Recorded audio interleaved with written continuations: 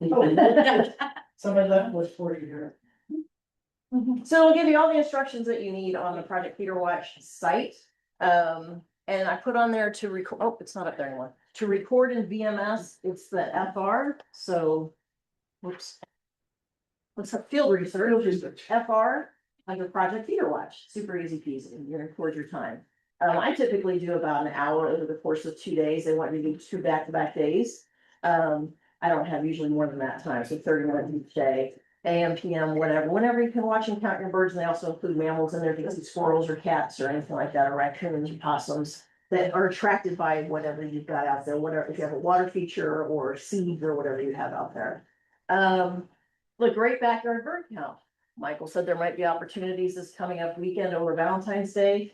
Yes, there is. So it's birdcount.org. You can look that up. No registration fee required. It's February 13th through the 16th, which I think is Friday through that Monday. Something like that. 13th through the 16th. Again, no need to register, sign up. You enter your bird counts in eBird or Merlin. On Wednesday, February 11th at 6, there'll be a webinar to find out how to participate. It's just more information. I participated in the webinar that just happened yesterday, the day before, and it was some good information that they gave, just kind of clarify how this bird count, the Great Backyard Bird Count, looks different from Project Feeder Watch, because it does look a little bit different in how you're able to count the birds. Because in the Great Backyard Bird Count, you can actually look up and count what's flying overhead. I thought that was kind of neat. Sometimes I see pelicans flying over, I was like, oh, I want to count them, but I'm not attracting them to my yard, so I can't count them in the Project Feeder Watch. To record your time in VMS, again, field research, Great Backyard Bird Count, very self-explanatory. It's right there, real clear how to record your time. And apparently Carolina found out that there's no time limit on which, I would be honest, but you get volunteer hours doing this. So, and it's every day for the 13th through the 16th. So if you do 15 minutes one day, then record it, and then report yours. I Yes. think it's anywhere, you don't have to sign it. It's anywhere, and this is a global event too. This is global, so this is really cool because apparently you're gonna be able to look on their site and see kind of live how people are posting things and what kind of birds they're seeing, so it's kind of cool. Is this just for Texas Master Naturalists? Because my sister is not, because she's It's a for birder who everybody. lives in the Woodlands, and she's created a nature reserve in her backyard, has lots of bird feeders. It's for anybody. The science, To do that. so basically what this is, a citizen science project, basically. So and we're all citizen scientists, whether you're a master naturalist or not. So anybody who can count birds, do it. And And what is record it called? How did she find the website? It's just a Great Backyard Bird Count. Great Backyard. Yeah, just Google it. It'll come up. Okay, Yeah, Great Backyard Bird Count. okay. Oh, I put it on there. That very first line, birdcount.org. Ew, my spacing came funny, didn't it? It's translated weird. I'm much more tidy than that, just so you know. All right, the last thing. I'll hold you to it. 5 minutes, probably way done. Sheldon Lake State Park Monthly Survey, that's something I participate in. It's the first Sunday of every month. We meet at 8 AM at the picnic tables. It lasts about 2 hours. It's led by Peter Tson of the Houston Audubon. Fabulous guy. I just melded with this guy. He's so easygoing, so knowledgeable. And since I'm still pretty much I'm a beginning birder, he's very good with sound. I'm good with sight. And so he hears things and he's like, oh, that's a blah, blah, blah. How do you know that? How do you differentiate? Really, really knowledgeable. Usually lasts 2 to 2.5 hours. He submits everything to eBird and then he can email you the list and you can accept it or whatever into your own list. Look at the Houston Audubon site, and I've got the address on there, HoustonAudubon.org for other bird surveys. They're happening all over the place in Houston. Go to them. They're fun, and they're usually led by people that are just so much fun to be around. And then to record your time with VMS, it's field research bird population, super easy peasy. Just be sure and put in your explanation that what park you were at or what location you were at. Right. Good. Thank you, Kevin. Good information. Your bird, what bird is this, Deborah? That's my white-throated sparrow on my bird bath at home and outside my kitchen window. And I was so tickled that I got it in focus with my really fancy pants camera because sometimes it's just hit or miss. I'm one of those people that I'll take 72,000 pictures for that one minute. Thank you. Right. You don't tell anybody that. I just did. I didn't. Virginia, any announcements? The YouTube is not, from last week, it's not posted yet, because we have a few technical difficulties, so I have to do some creative editing. But it's gonna be there soon. That's it. That's it? Yes, Beth? Yeah, that's it. All right, so I went to class, I went to the board meeting, and basically what they did, we approved last year's approved this year. They liked the volunteer thing, the volunteer minutes, and wanted to ask y'all if y'all need volunteer hours. To ask people, like me, I do Jesse Jones, like ask me and I can, do any, I can help you with Jesse Jones, cause I'm always there.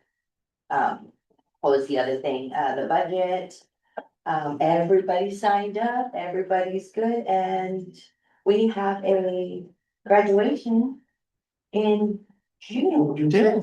Yeah, so that's it. That was it, it was easy peasy. I'll We make- just had to go through the whole manual. Yeah, That took forever. as became probably the worst, sometimes board meeting ever. Cause it was 40 minutes longer than usual, and we only had to go through all of the changes to the bylaws. And to talk about those, and I'm just thinking, oh, poor Yes is going, now she sees how the sausage is made. Disillusioned her, so thank you. Thank you for doing that. Oh, and then I'm stuck in this position until next year. That's right.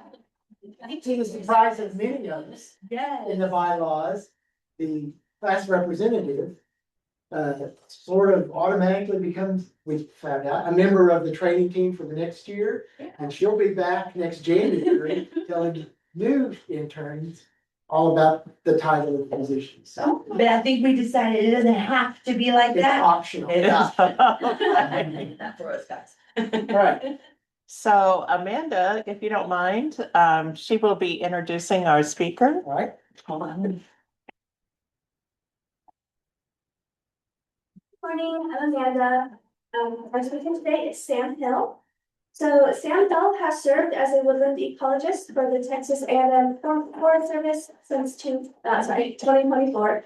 As part of the Water Resources Program, she provides technical assistance throughout 43 counties in southeast and central Texas on sustainable forestry practices and water conservation, assists with the timber harvest best practices program, and serves as a representative for the agency among waterfront stakeholders. When she's not outdoors for work, Sam is outdoors for fun.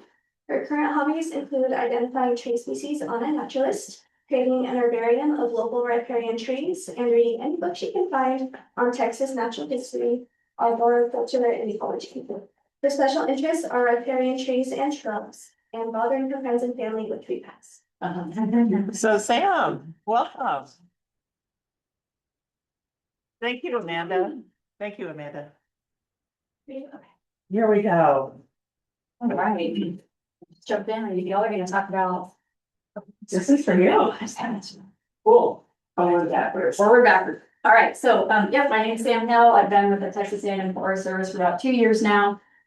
Just kind of block out the A&M part in your mind if you're not an Aggie fan. We're the forestry department for the entire state, but as part of A&M's land grant, agreement, that's kind of where forest comes in. So my primary focus with work is water quality, water conservation. How do we use sustainable forestry practices to improve water quality, reduce flooding, things like that? My special interest, like it was mentioned, is learning about different tree species and shrubs. And so when Michael asked me to do this presentation back in the fall, I kind of dived in, I went down the rabbit hole. And my goal today is not to teach you like every single thing I can about taxonomy. It's not for you to walk out knowing every single plant, but hopefully kind of spark an interest for you. So whatever your special interest in, we have like a lot of birds in here. You can take that knowledge and apply it where you want. Hopefully I still make you a tree plan by the end of the presentation, but we'll see. So going. I just need to look at it on this slide, let's see. There we go, cool. Okay, so I pulled up y'all's objectives that were in your textbook. I wanted to figure out what exactly do I need to teach you today so you're prepared. So we're going to be talking about why do we need a classification system? Why can't we just call things by common names? I'm gonna go a little bit into the history of taxonomy, because a lot of times we start with Linnaeus and we think that's it, but there's a very, very long and rich history, especially with botanical taxonomy. And then we'll look at some of the specifics of scientific names, because you'll notice sometimes it's more than just two little words put together. There's some extra stuff. And then throughout the presentation, I also have some tree species to use as examples. And then I also need a disclaimer. So taxonomy is changing, especially as we go through the history. It has jumped around in focus a lot. Scientific names change as we learn more, especially now that DNA research is kind of the forefront for determining where we classify organisms. So the species names that I use are the species names that the A&M Forest Service, as well as iNaturalist, that's the names that I go off of. I'll show you some resources later on where you can go to and you'll find that some of these scientific names, some people disagree, some people put them in different classifications. So this is my disclaimer at the head of time. Taxonomy changes. There you go. And so then I have a little story just to start. So when I started with the Texas A&M Forest Service, one of the programs that we steward is the Texas Big Tree Registry. Has anyone heard of the Texas Big Tree Registry? A couple of you. It's exactly what it sounds like. It's just an online list of really big trees. And then that funnels into the National Big Tree Registry, which is all of the trees in the United States. And so we go out. Someone nominates a tree, we measure it. Certain species have like a minimum threshold they need based on diameter, crown spread, height. And depending on how big it is, it gets on the registry. So I went out with retired TFS forester, Mickey Merritt, who's one of our urban and community foresters. He runs the Big Tree program now. It was very early in my career. I didn't really know a lot of trees. And he told me, we're gonna look for a swamp tupelo. You can imagine it grows in a swamp. So we drove a couple hours out to the Sam Houston National Forest, put our mud boots on, we parked in a utility easement, hiked through some property. The state champion swamp tupelo was last measured like 20 years ago, and the GPS location 20 years ago is not very accurate. So we had a general idea of where we needed to go, had no idea if this tree's even still alive. A lot of trees, especially these really big trees in the greater Houston area, especially like hurricane damage, will come through and we find a lot of them have fallen over when we go measure. So anyways, we go out to the swamp, we've got our boots on, Mickey's out in the water, I'm on lookout for alligators, snakes. We can't find the swamp tupelo. We found a grove of some trees we believe were swamp tupelos, but they had died. I think Mickey kind of felt bad because we drove like a really long time. We were hiking. There were a ton of mosquitoes. I hit a mosquito on my face at one point, and hopefully it was my blood that I got squished and mine was someone else's. But it was a trip. So as we're hiking back to the car, he saw a tree and he said, "Oh, that's an ironwood." And he said, "I think it might be big enough to be on the registry. If not a champion, at least like one of the top three, because we still put some of the bigger trees on. So when the champion dies." So we measured this tree. I can't remember if it actually was eventually the champion or not, but I went back and I was talking to someone about it and I said, "Oh, I got to measure an ironwood." And they're like, "That's cool. What kind of ironwood?" And I had no idea. I was like, "Oh, well, how many ironwoods in Texas can there be?" And there are several. And then when I was making this presentation, I just Googled how many trees in the world are called ironwood. And there's a Wikipedia page for it. And I sat there and I counted, and then all the lines blurred together. There were like 100 different trees and shrubs across the world called ironwood. You can kind of imagine why. It's iron, these trees are really, really strong. People wanted to know how strong that wood is if you're crafting with it. So we have a lot of trees called ironwood in Texas, including in this region. Eastern hop hornbeam, which is on the very left, that's Astraea virginiana. Gum bumelia, which can grow into a small tree. A lot of times here we find it just as a shrub. It's Sideroxylon lanuginosum. I'll tell you about the meanings of those scientific names in a second. And then this bottom one, which is one of my favorite trees now, is American hornbeam, Prunus caroliniana. So this ended up being, I asked Mickey this week, we went out on a big tree run and I said, "Hey, can I double check with you? Is this the tree that we measured?" And it was. So all of that to say, common names are often difficult because there can be multiple species of the same name, especially if that common name is just very descriptive. And then regionally, there's a lot of variation too. And in fact, when Mickey and I were talking about American hornbeam, he called it a Carolina hornbeam. And I had to double check with him, is this the scientific name? And he said, yes, it is. So, common names can kind of trip you up sometimes. It's really useful having everyday conversation. I still try to use common names when I'm talking with people. Like I don't, if I'm talking even with another foreigner, I don't say Coprinus caroliniana, I say hornbeam, because people know what I'm talking about. But like Michael and I were having a conversation, when you're writing technical documents or requesting a plant species, you have to be specific in order to get what you really want. And then I'm kind of a nerd for root origins. So Eastern hop hornbeam Australia is a Greek root just for like really strong wood. And then Virginiana and Caroliniana, you'll find that in a lot of, especially plant names. That second part, it's called the species epithet. It's not referencing state Virginia, the states of like North and South Carolina. It was just a term used to reference the New World, basically, or the eastern states, the eastern colonies. So that pops up a lot. Carpinus is also a root, just meaning really strong wood. And then gum gumelia, this one's really cool. So in a tree, if you know tree tissues, the part of the tree that ends up becoming the heartwood master naturalist, it's really, really strong, is the xylem. And so this tree had a really strong xylem, so that's where xylon. And then lanuginosum. Are there any words that y'all know that sound like lanuginosum? Ligustrum. Ligustrum. I think babies are born with lanugo, which is that like kind of downy fuzz that they have. It's supposed to keep them warm during the womb. And that's because the young buds and the young leaves have kind of like a fuzz on them. So all very descriptive scientific names, you'd have to know Latin or Greek root origins in order to know what that is. So common names are really useful for just kind of everyday conversation. And so then just looking, what is taxonomy? Again, going into root words, it's just how we arrange things. The very first definition I have here is the one in y'all's textbook. And I like this one out of the three that I have. Well, let me kind of go into the three first, and then I'll say why I like this one. So in your textbook, it's the science of discovering, describing, naming, and classifying. Basically just looking at this organism and seeing where does it fit with all of these other organisms that we can see.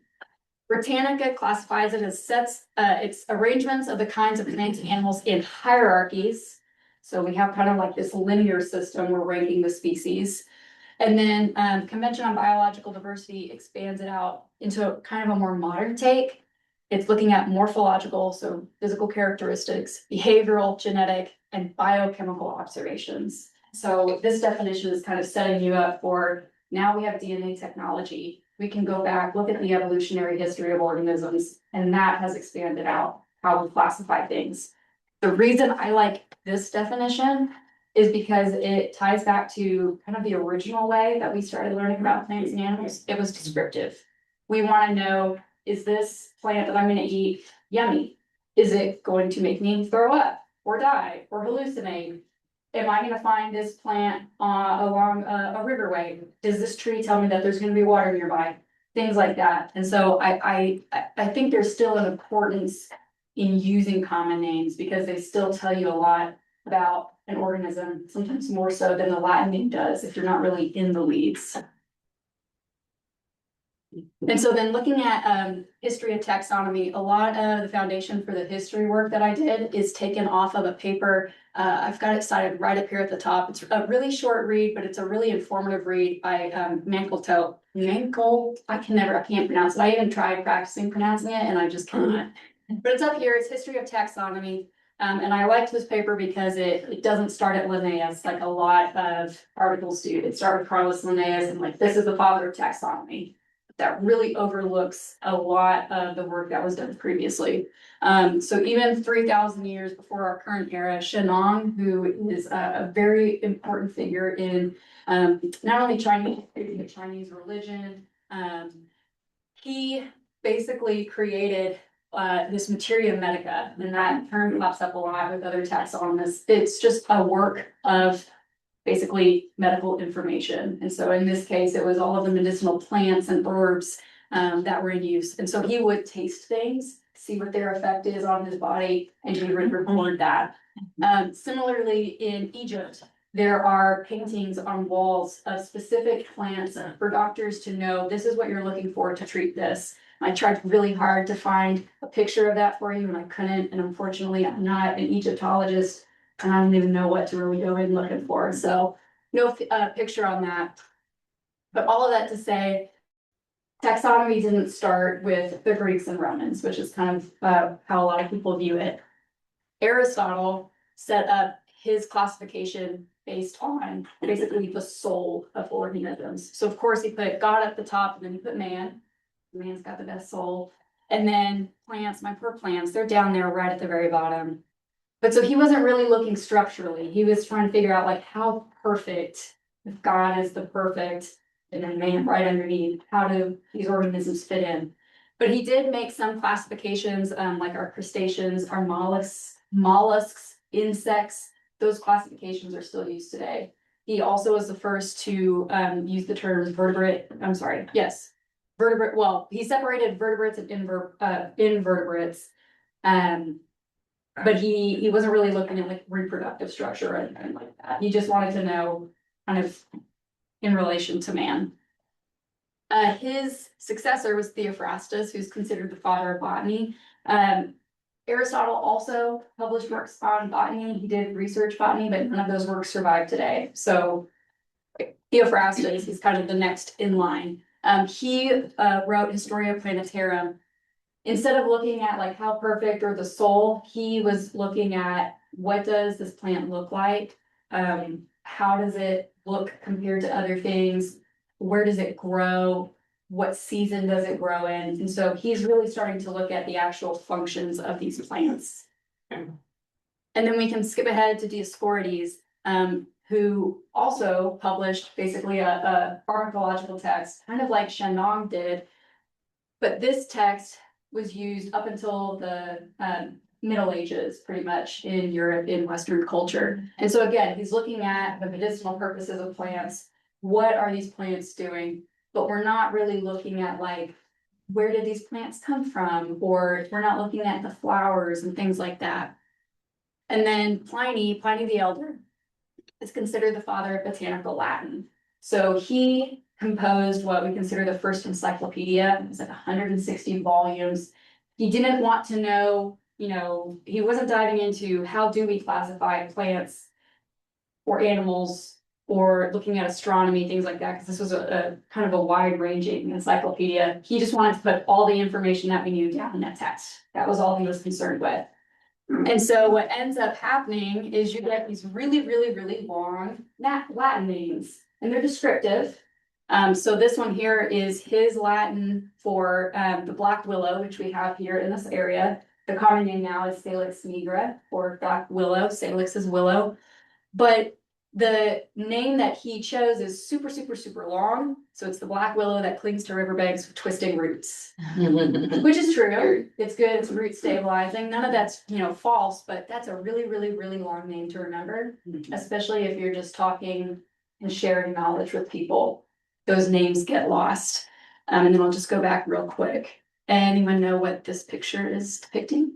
It's Pompeii where he died. It is, yeah. So he died during the eruption of Mount Vesuvius from Pompeii. He wasn't caught in like the pyroclastic flow, like where we see a lot of the people that they have kind of like molds of themselves now at Pompeii, but basically all the gases and stuff, it killed him. They were out on a boat kind of trying to leave and observe, and they did not leave, but they did observe. So anyways, but yeah, so we have Latin introduced into this kind of standardized way for naming things, but it's really, really clunky. It's not super helpful until we jump forward into the 16th century.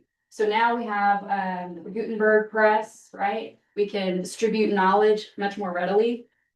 Our lenses improve.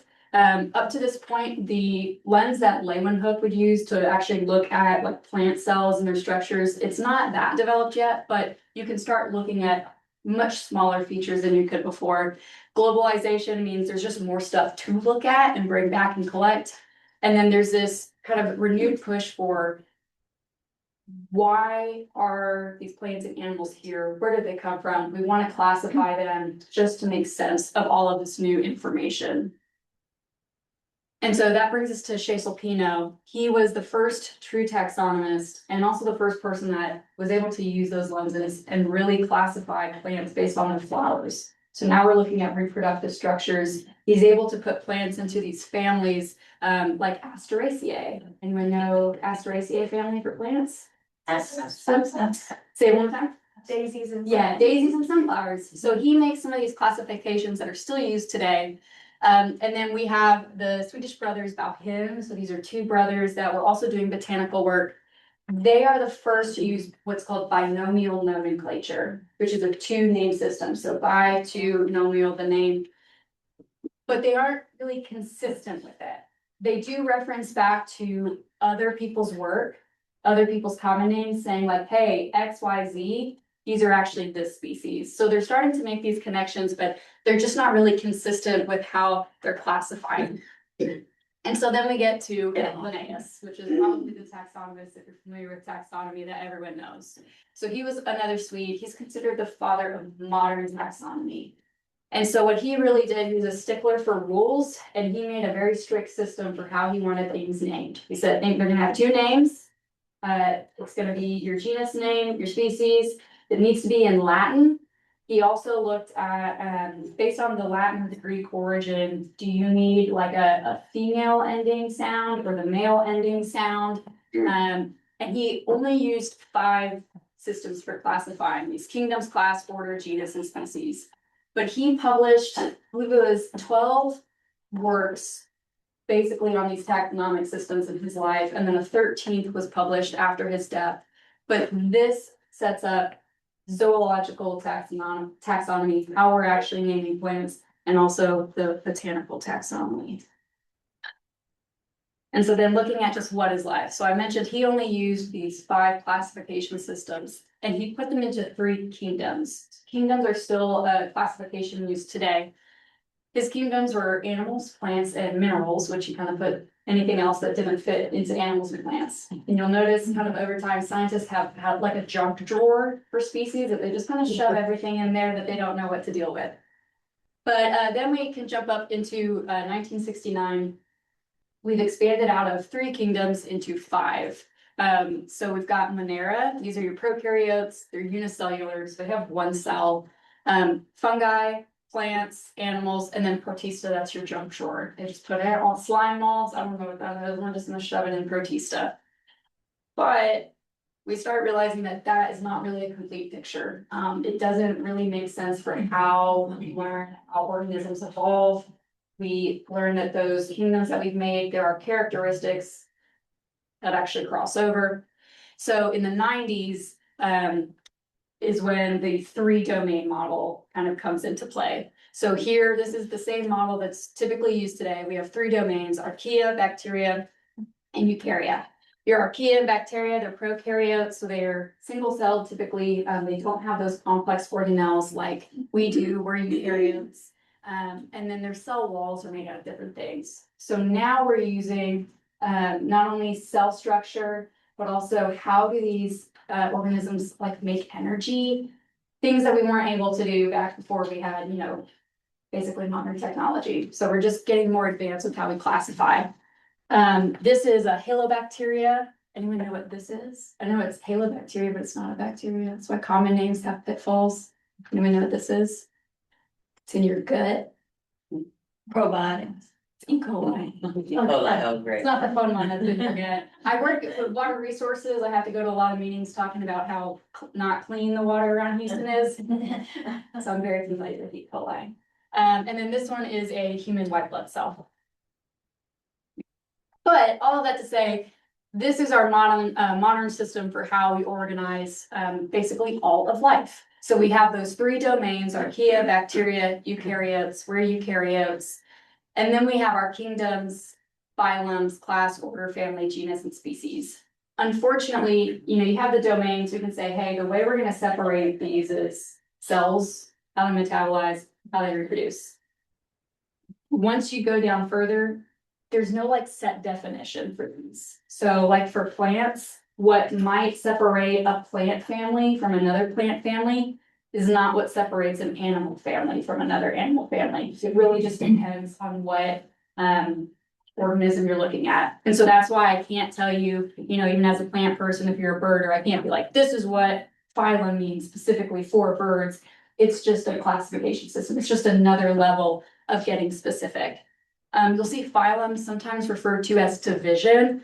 And then your family, I just wanted to throw in there. You'll also, if you are really into like the linguistics of taxonomy, you'll notice that botany and zoological terms, they often have like different endings, and that is purposeful. And then this is the mnemonic that I was taught. Dear King Philip came over for good soup. I still run that through my head to remember every single time. Dear King Philip came over for good soup. There's a lot of other mnemonics too. That's just the one that I was taught, and that's now burned into my brain. Any questions so far? So, yeah. What kind of soup did he come over for? It's really good. Yeah. It was good. All right, so using Linnaeus as the example, I actually chose Linnaeus as our example here. So when we name things and separate them out taxonomically, scientists designate what's called a holotype, which is a physical specimen that we can point to. So like there's something in a jar, or there's a plant pressed in an herbaria. When Linnaeus was describing man, he didn't leave, you know, a human shoved in a jar. He just wrote about this is where man fits in taxonomically.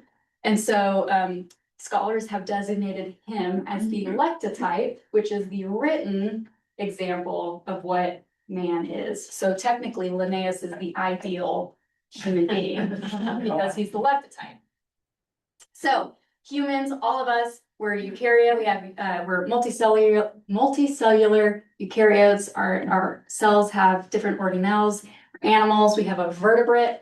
We're mammals, we give birth to live young. And then you can go all the way down into genus Homo. These are humans. And then our species is sapiens, so wise man. And then we actually, our subspecies is Homo sapiens. So when somebody says, are you an animal? Yes. Technically, yeah. Okay. Writing it up. And so then you can also expand that. So we did, Dear King Philip came over for good soup. But as we learn more and more about species, and as more and more people argue, no, that's not what that is, that's what this is, or well, I've seen species that have this characteristic and it's not supposed to. And so we have to end up expanding some of our classification system. And so that's where you see like subfamilies, superfamilies, subgenus, subspecies, things like that. You'll see these intermediate ranks. Some of these do have to go in certain sections, like tribe, I believe, family and order. But it's just expanding how we classify things. So for instance, our oaks, there are thousands of species of oaks. There's a ton. And so we can look at oaks based on like high latitude areas. So they go high latitude oaks. They're all Quercus. Quercus is oaks. And then in the United States, or I'll focus specifically in Texas. So we've got these red oaks, which have these pointy leaves, and then white oaks, which have more rounded lobes. And so these end up being our sections. So we have section lobate, it's got these pointy lobes, and then white oaks, it's section Quercus. It's like the typical oak. So it's Quercus, section Quercus, because it's an oak. Anyone know where live oak would fit in there? Do you think red oak or white oak? Not red. Sometimes they're pointy. It's got smooth edges. Sometimes they're smooth, sometimes they're pointy. It's a trick question. Neither. They're actually in a separate section called Virontes. So Southern live oak and Texas live oak, they're a separate section. They're in the junk drawer. Yes, they're in the junk drawer of oaks. And actually, it bothered me. Some of my field guides don't consider Virontes a section because it's actually a relatively new term. So they like lump them in with red oaks. So there's like disagreement even still. That's your trivia question. You can press out your friends now. So here's our state tree. This is pecan, Carya illinoisensis. So again, we're eukarya. You can see the kingdom, plantae, plants, Trachea. What does trachea sound like? Oh, I just gave it to you. Trachea, yeah. So these are vascular plants. They're plants with a vascular system, meaning instead of just hanging out in the ground like your mosses and things, these trees have a tube which is their xylem, takes water and stuff up to the canopy. And then they have another tube system, the phloem, that brings down all of the sugars and fun stuff that they make in their leaves. We can separate out that into angiosperms. These are our flowering plants versus gymnosperms, which are non-flowered plants, like our conifers, our pines. Gymnosperm means naked seed. And then we have our flowering plants, our dicots. And we can go all the way down, Caria. These are your hickories. That's the genus level. And then the species, which is Caria illinoisensis. And you'll see sometimes too, people will just abbreviate that genus, especially if they've already set out the full scientific name. Or like we were talking about oak species, I'm not gonna keep saying Quercus, Quercus, Quercus. I'm gonna say Q dot, and then I'll give you the species name. And so here's kind of breaking down a little more. So I've got your genus on the left. That first letter of the genus is always capitalized. It's also always italicized. And then the species epithet is not gonna be capitalized, but it will continue to be italicized. Always, always, always. If you're writing it and you know, can't make your text slanted, just do it underline. And that's how you would designate it. And again, sometimes it's abbreviated. So you'll see like C. illinoisensis or Q. fusiformis. That's Quercus fusiformis, the Texas live oak. And then sometimes it gets even more complicated. So if you open up like a scientific text, you're looking at a technical document, or you're arguing with someone who thinks that they know a lot more than you, I'm a naturalist, and they're gonna throw in all this extra stuff. So we also kind of acknowledge who names the species. And that's helpful because then you can go back and you can look at like the scientific paper that they published, specifying this is what this species is, this is why we named it. So you'll see they're usually abbreviated because these people have really long names. Like this, I looked it up last night and I don't even remember it. It was a really long name. But you'll have the most recent author.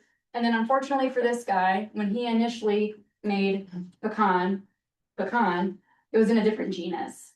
This guy moved it to a different genus. So now we put him in parentheses saying, well, he was the original author, but it's not what it is anymore. I never, ever put this, I just use my genus species, but this is the full way. If you go on like, some of the resources I'll show you later are these clearinghouses that just have all of the species listed, and they'll have the authors on there. You can go and look at their papers and things like that.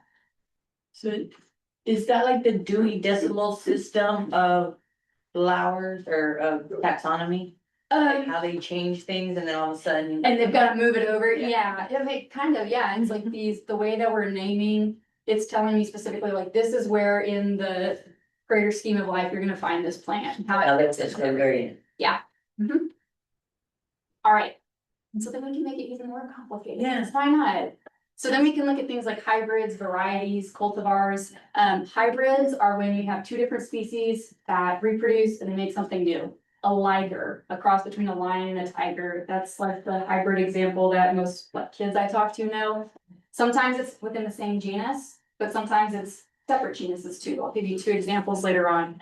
A lot of times, especially with animals, they're not reproductively viable. They're not going to create offspring, or their offspring are like really sick and that lineage is just not going to last. But sometimes, like with plants, you can have hybrids that can reproduce. Variety, it's just what it sounds like. It's a variety of a species. So these are organisms within a species that just have like regional traits. So like my last name's Hill. All of us Hills are related, but my son is gonna have my features, hopefully. Hopefully he doesn't look like his dad. I don't know. Let's see. Yeah, so same characteristics as parents, and then you'll see it abbreviated with VAR. So it'll be like genus, species, VAR. It's the same species. It's just saying, hey, this one has a little bit more different characteristics. And then cultivar, it's a portmanteau, so it's two words squished together. It's a cultivated variety. These are not natural. Hybrids can be natural or man-made. Cultivars are always done by us. So we're out in a nursery and we're saying, I'm picking this species because it's got this really good traits. It puts on really good pecans. I'm gonna take a cutting and grow pecans from this because they're gonna have the exact same trait if they reproduce like that. They're usually not able to reproduce by like pollination or whatever the method of reproduction is for animals and things like that. So let me show you some examples. This is anyone ever heard of a Compton oak? Okay, so, cool story, the Girardi family down in Lake City, one of the foundational families of the Lake City area, they had some land. Mr. Senior Girardi, whoever he had planted, or there was a live oak he believed on his property. They kind of cared for it. And then, not 15 or so years ago, there was a road widening project. And so the options are take out the tree or spend a lot of money and move the tree. League City decided to move the tree. So, they got big machinery out, they moved it. It's now at the Girardi Water Smart Park, which is a really cool place to visit. But everyone always thought it is a live oak. And so Mickey Merritt, the forester I mentioned, and Matt Weaver, who was a former forester with the agency as well, they went out there to look at this tree just to kind of assess its health before it was moved. And they're looking at the leaves and they're like, these, they don't really look like live oak leaves. Like there's something kind of off about it. The form of the tree was weird. This isn't what the tree naturally looks like. This is after some really heavy pruning because it wasn't doing very well after the move. But it just didn't look right. And so they got kind of closer and they realized this is not live oak. This is a hybrid of live oak. So Compton oak is actually a hybrid of southern live oak and a overcup oak, which is an oak that you'll find in areas that are flooded. They have these acorns that basically have almost like a complete cup over them. So they're called overcup. But this is a hybrid where their two ranges overlap. And so you get a Compton oak that looks like that. And it was actually named after Miss C.C. Compton, who was she's basically like a master gardener out in Nebraska. She found a natural stand of these trees and she sent plant specimens out to the Arboretum up at Harvard. And that's where they typed it out and they named it. So it's named after her. So naturally occurring hybrid. And then you can get into natural, but now it's mostly cultivated for landscape use. So Compton oak is two oak species that have crossed, so they're within the same genus. You can also have two species in separate genus. So we have catalpa trees here. My mother-in-law has some. They have those really, really long pods. Sometimes we'll call them like cigar trees. That's what she grew up with them being called. They're really pretty, have a pretty flower. And then desert willow. It's not a true willow, Chalopsis linearis. There is a natural cross of them that now we cross purposely because it makes a really, really beautiful landscape plant. There's one right outside of Buchanan's native plants out in the Heights area. And I know that because my tree of the week that my boss told me to go look at was desert willow. And I sent him a picture of that plant and he said, that's not a desert willow. So, it was a catalpa. We just mushed the names together.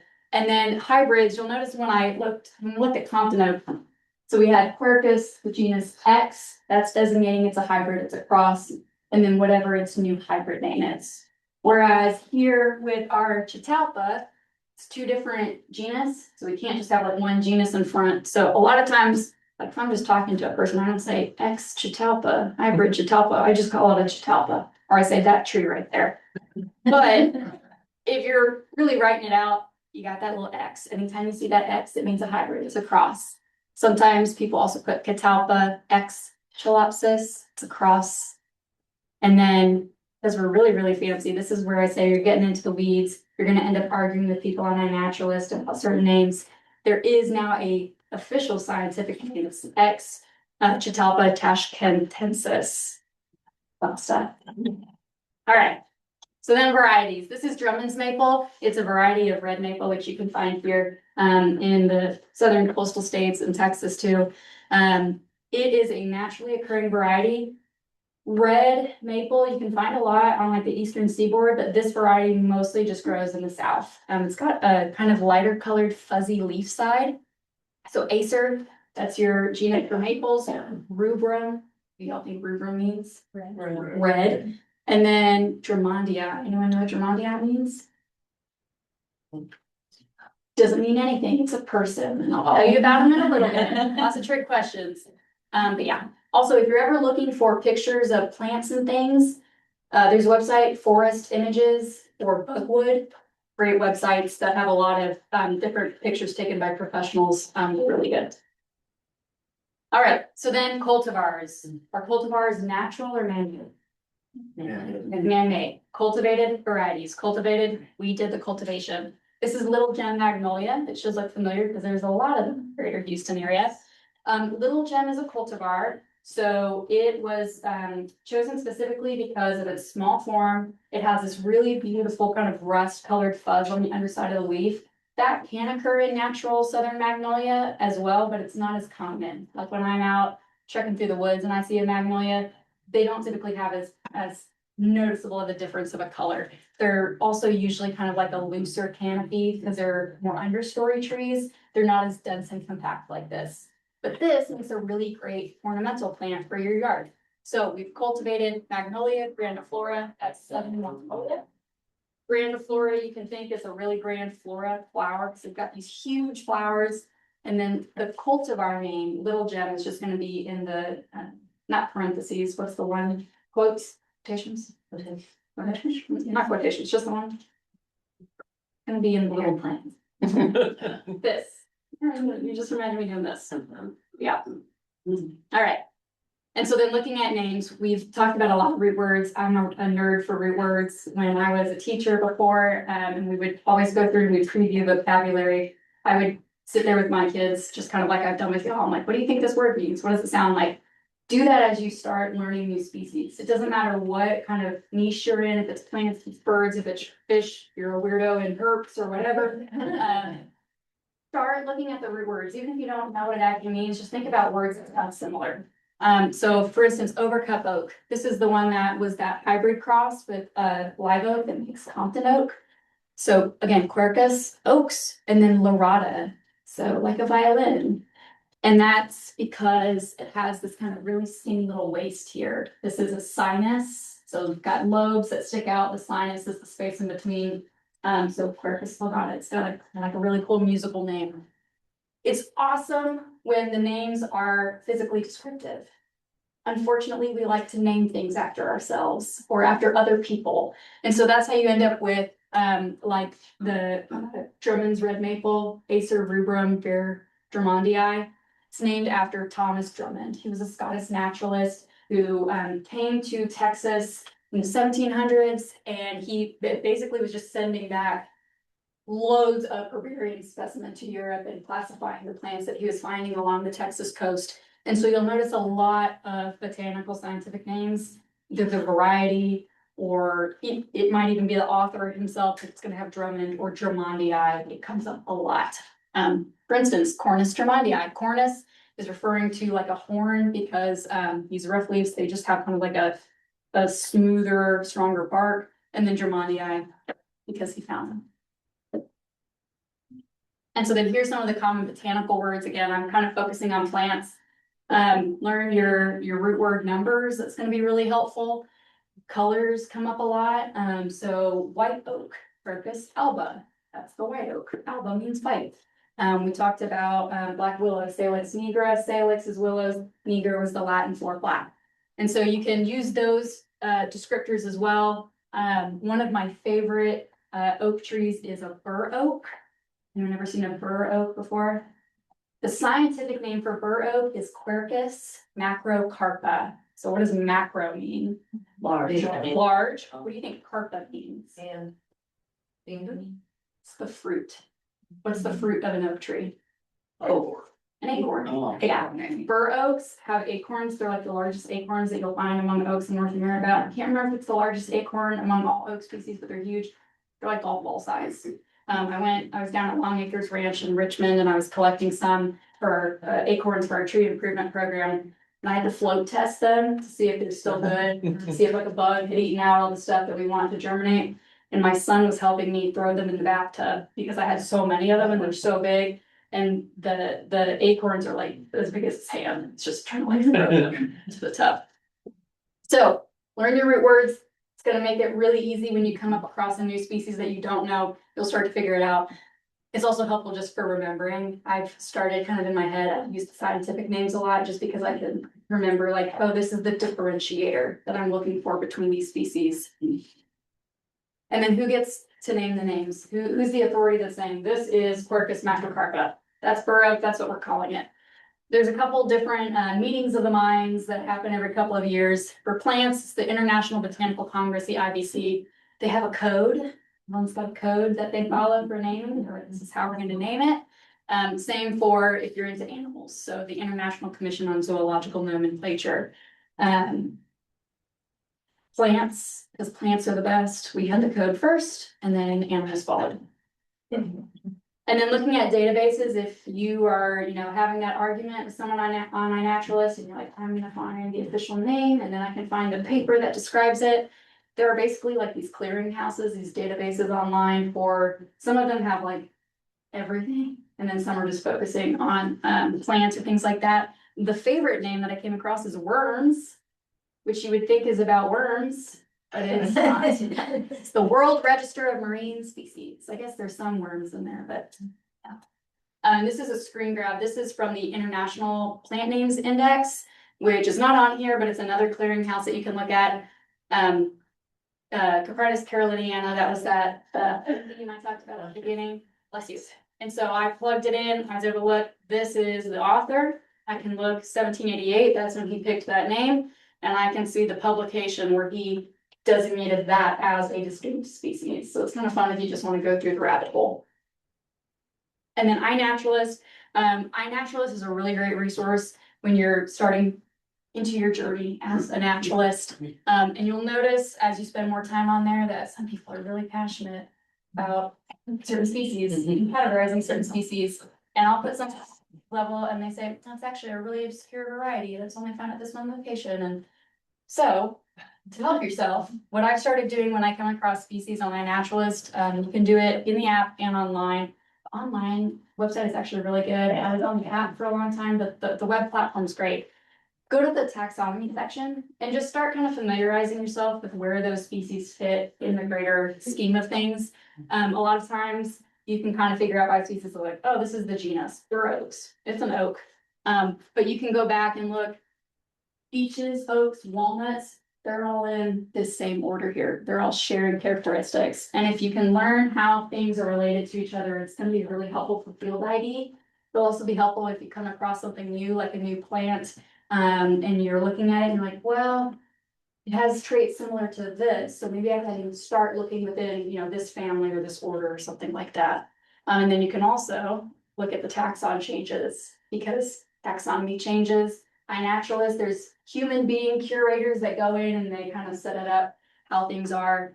And so that's helpful too. If you're like, I didn't learn that species as that name, you can go in and see how they've been recategorized over time. It's kind of a cool resource. And that brings us to, does any of it matter? We talked about the history. We started off history of taxonomy. We were learning just what's this plant going to do to me? Am I going to have a good time if I eat this plant, or am I going to have a really bad time if I eat this plant? And then we moved into, how is this plant related to me, related to God? And then into just, where is all of this stuff coming from? Where does it just fit in together? How is it all related? As we get more and more into phylogeny and cladistics, looking at the evolutionary history and the DNA relationships between organisms, taxonomy starts getting really funky, because then you end up where we had some species, hey, they look alike, they're in these same ecosystems, they seem to be related. Then you go back and you realize, oh, this one that looks exactly the same as all the others, it's not related at all, it's over here. It kind of doesn't make sense sometimes how we rearrange things like that. So a lot of times you'll see now these phylogenetic trees where they put everything at like a last known common ancestor, or unknown common ancestor. Last unknown common ancestor. It's another term for you to show off to your friends. But these trees, they're different than the taxonomy where we start, hey, domain, kingdom, phylum. They're kind of mapping out where everything's split off from each other evolutionarily.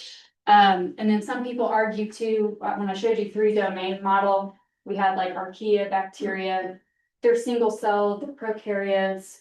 You would think that they're most alike, but we actually know now that eukaryotes, ourselves, more than likely actually developed out of archaea.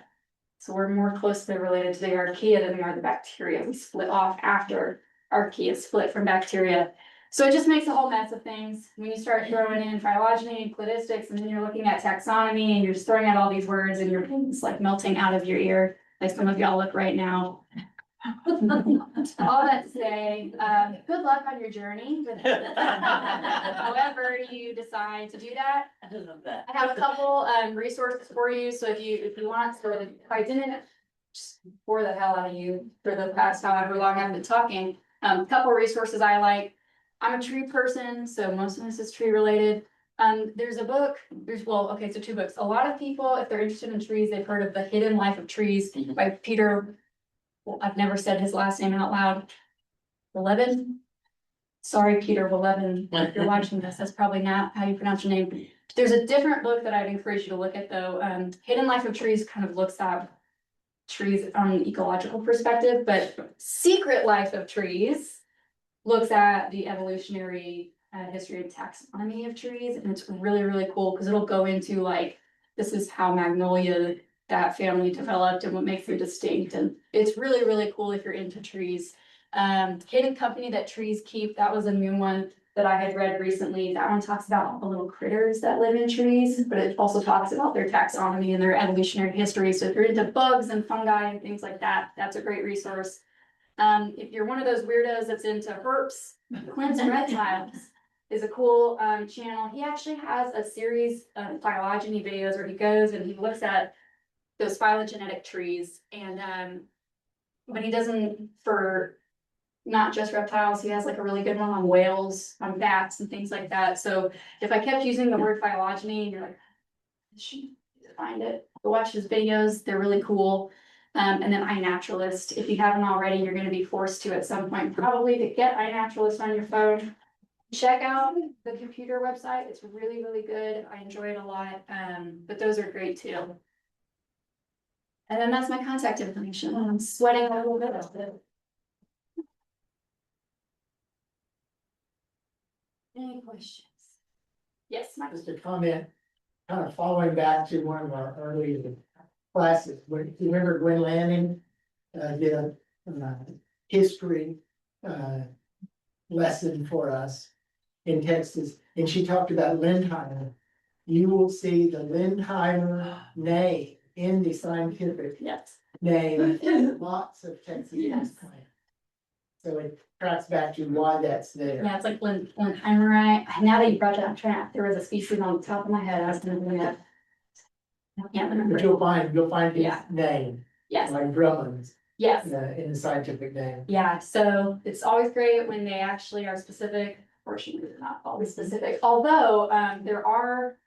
I was listening, this was several years ago. I was listening to, it was like an NPR report on, I forget which bird it was, but they were changing even its common name outside of named after the person who, I guess, popularized it to a more specific name actually of that species. So even common names can kind of have that where they're not descriptive, they're named after a dead person and descriptive because it's way more helpful.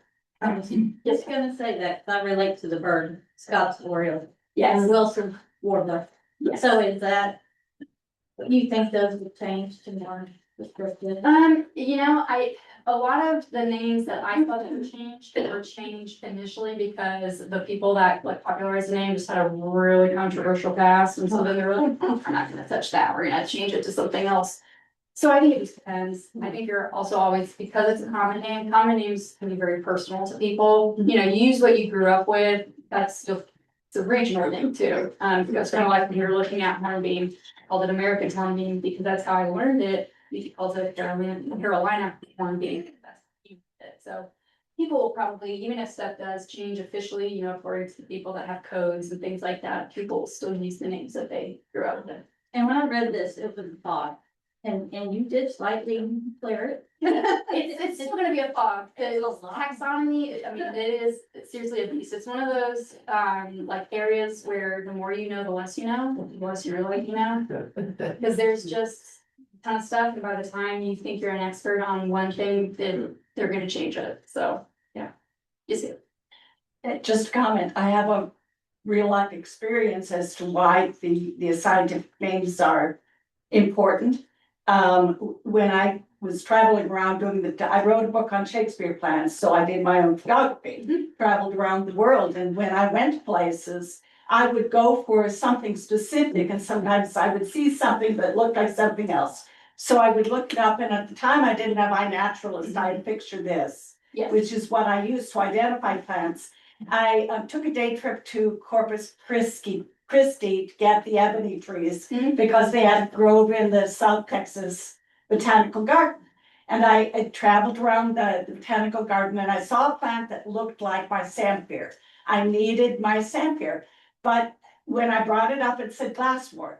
Mhm. And I said, it looked, so I took a lot of pictures and I didn't remember the botanical name of every plant, and it wasn't the one I was looking for. So I thought it looks like the one so I took a bunch of pictures, got home. The UK name is samphire. The United States name is glasswort. Yes, yep, and then sometimes you'll have then other species that it flips over and. And I was so glad I took the pictures, just followed my instinct and took the pictures, even though it said it was not the plant I was seeking. That's why using scientific names, it's kind of like insurance sometimes too. So even when I'm talking with like someone, like another forester, someone I know probably is gonna know that this is a species I'm talking about. A lot of times like an email or something, I'll still put the scientific name, just so we're sure that we're all on the same page. And then remember too, taxon, it's named by people and people make mistakes. And a lot, especially in ecology, a lot of what we learn is like oral tradition and that sounds like super folksy, but you think about when you go on nature walks, a lot of times the stuff that you learn is just people talking to you. And so stuff can get kind of mixed up and convoluted. There was oh man, I can't remember the genus name now. Anyways, Hercules Club, the genus that Hercules Club's in, the tree with really spiny thorns. There's a couple other species in there. One is wild lime, and then there's limestone prickly ash or Texas Hercules Club. I know I'm throwing a lot of names at you. The whole point of that, yeah, the whole point of that toothache tree, yeah, which is way easier to know because you could chew on the bark and it has like a natural lidocaine. But anyway, on iNaturalist, the curator had like mixed up common names. So there's this whole argument of people IDing and then, no, that's not what it is. And if you look at the scientific name, he at least had a scientific name right. So people are able to go back and fix. So remember too, taxonomy is made by people, people are fallible and they'll still argue with you on iNaturalist. Yes, Quick question, so phylum is taken over for division? yes, yeah, phylum is Sorry, I gonna went be, to school in the eighties. No, you're good. Yeah, no, phylum is what's most commonly used. I still see division sometimes, especially in like older texts. I swear so, and then like 3-domain model came in the 90s. I'm not that old. I mean, I was born in the like late 90s. I'm pretty sure one of my teachers was still teaching me 5-kingdom model in that 3-domain, because Monera sounds really familiar. But yeah, so as you go through texts and field guides, just make a note of that too. Names change, species change. Even like the Texas A&M Forest Service website, we've got some older names that I think oh, I also have a gift for y'all before I forget, because I definitely was gonna forget. I brought something for you for ID you into being plant people. They're not already plant people. So I've got two things. One, I've got a bookmark for your textbooks. It's got our trees of Texas. So, I'm shamelessly plug the agency. So we have a website, Texas Forest Info. It's got a lot of really cool resources on it. But one thing on it is the Texas Tree ID website. You can go to it and it'll kind of help you ID trees. And I like iNaturalist because you can take pictures of stuff. But if you're really trying to learn like what to look for instead of just leaf shape, it kind of walks you through like, hey, look at the bark, look at the fruit, look at the buds. So I've got these bookmarks for you that go to the website. There's also an app. And then I also have, this was created in partnership by the Houston Area Urban Forestry Council and CenterPoint Energy and a couple other sponsors. It's the tree planting guide. That's the boring part. The cool part is on the back.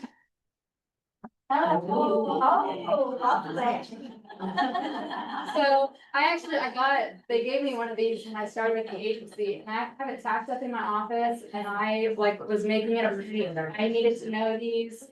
Unfortunately, you'll notice that not all of these are native species. There's a crepe myrtle on there. There's a Mexican sycamore, even though we have a perfectly good American sycamore that grows here. But these are common trees that you're gonna find at least in the landscapes around the greater Houston area, so it's kind of stuff. So what's that? What's that? This is the tree planting guide, so if you're actually interested in what the guide part is, it walks you through how to properly plant trees. Looking at like line clearances, how to properly prune without messing up your tree and stuff like that, so. You won't hurt my feelings if you have a tree planting guide on your wall instead of the tree guide. Is any of that information in Spanish? And why I ask is because I'm working on a project for a memorial tree for the Yukon. So like you said, like a pecan is a pecan is a pecan, but a Yukon, I'm like, I don't know how to explain it other than Yukon. Like it's like for the, like the Spanish. like, Yeah, so what is it in Spanish? This guide isn't, I really wish that we should, the council has started doing like bilingual workshops for like prunings and safety and stuff like that, but I don't think that this was ever translated outside of English. I think your people would be able to, like, if I was to be like, hey, I need this. We translated. do have people in the agency that translate technical documents, forestry technical documents that definitely can assist. I was born and raised in San Antonio. I am not at all fluent in Spanish. You don't want me to do it. Also, Yopron's a really cool plant. The scientific name is Ilex vomitoria.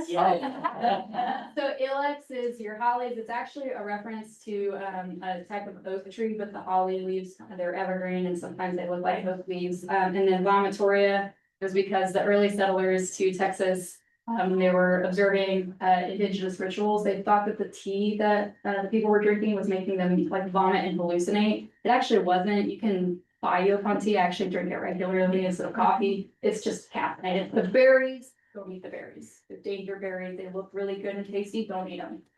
Yes. Oh, from what I read on the Yoma Holly ritual, it's not just the tea. They would take the tea and concentrate it until it turned into almost tar. An energy shot of Yopon. That was used in the vomitorium. That I can see it. The way they describe it is even after vomit. There's so much.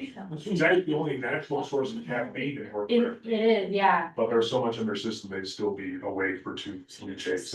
Oh my God. If you're interested in buying, it's pretty easy to buy too. Cat Strings Yopon is where I buy it from. It's pretty good. It's more like a black tea than herbal tea, but yeah. Okay, I'll stop talking to you. No. I love it. We love it. I'll leave it at that. We have a little sense. Oh, thank you, Trey. Yeah.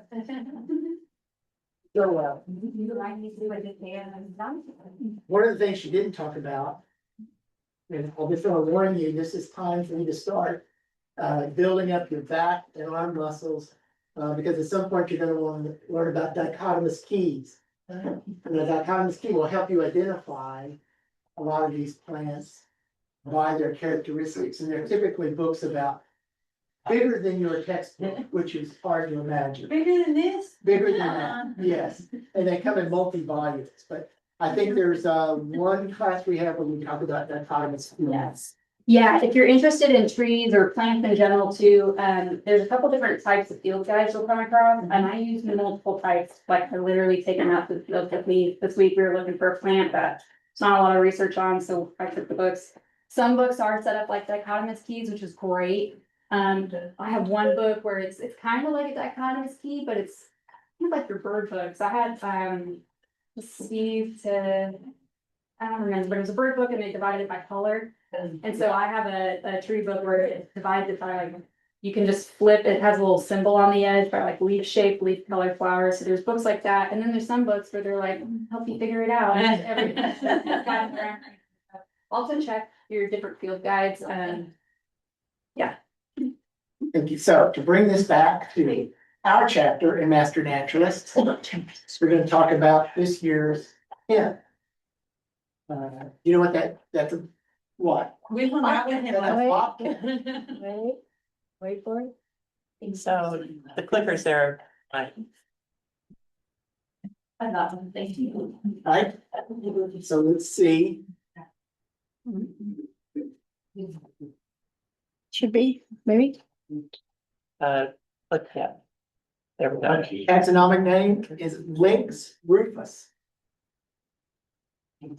So it's one of the easier ones to remember, but we're not through yet.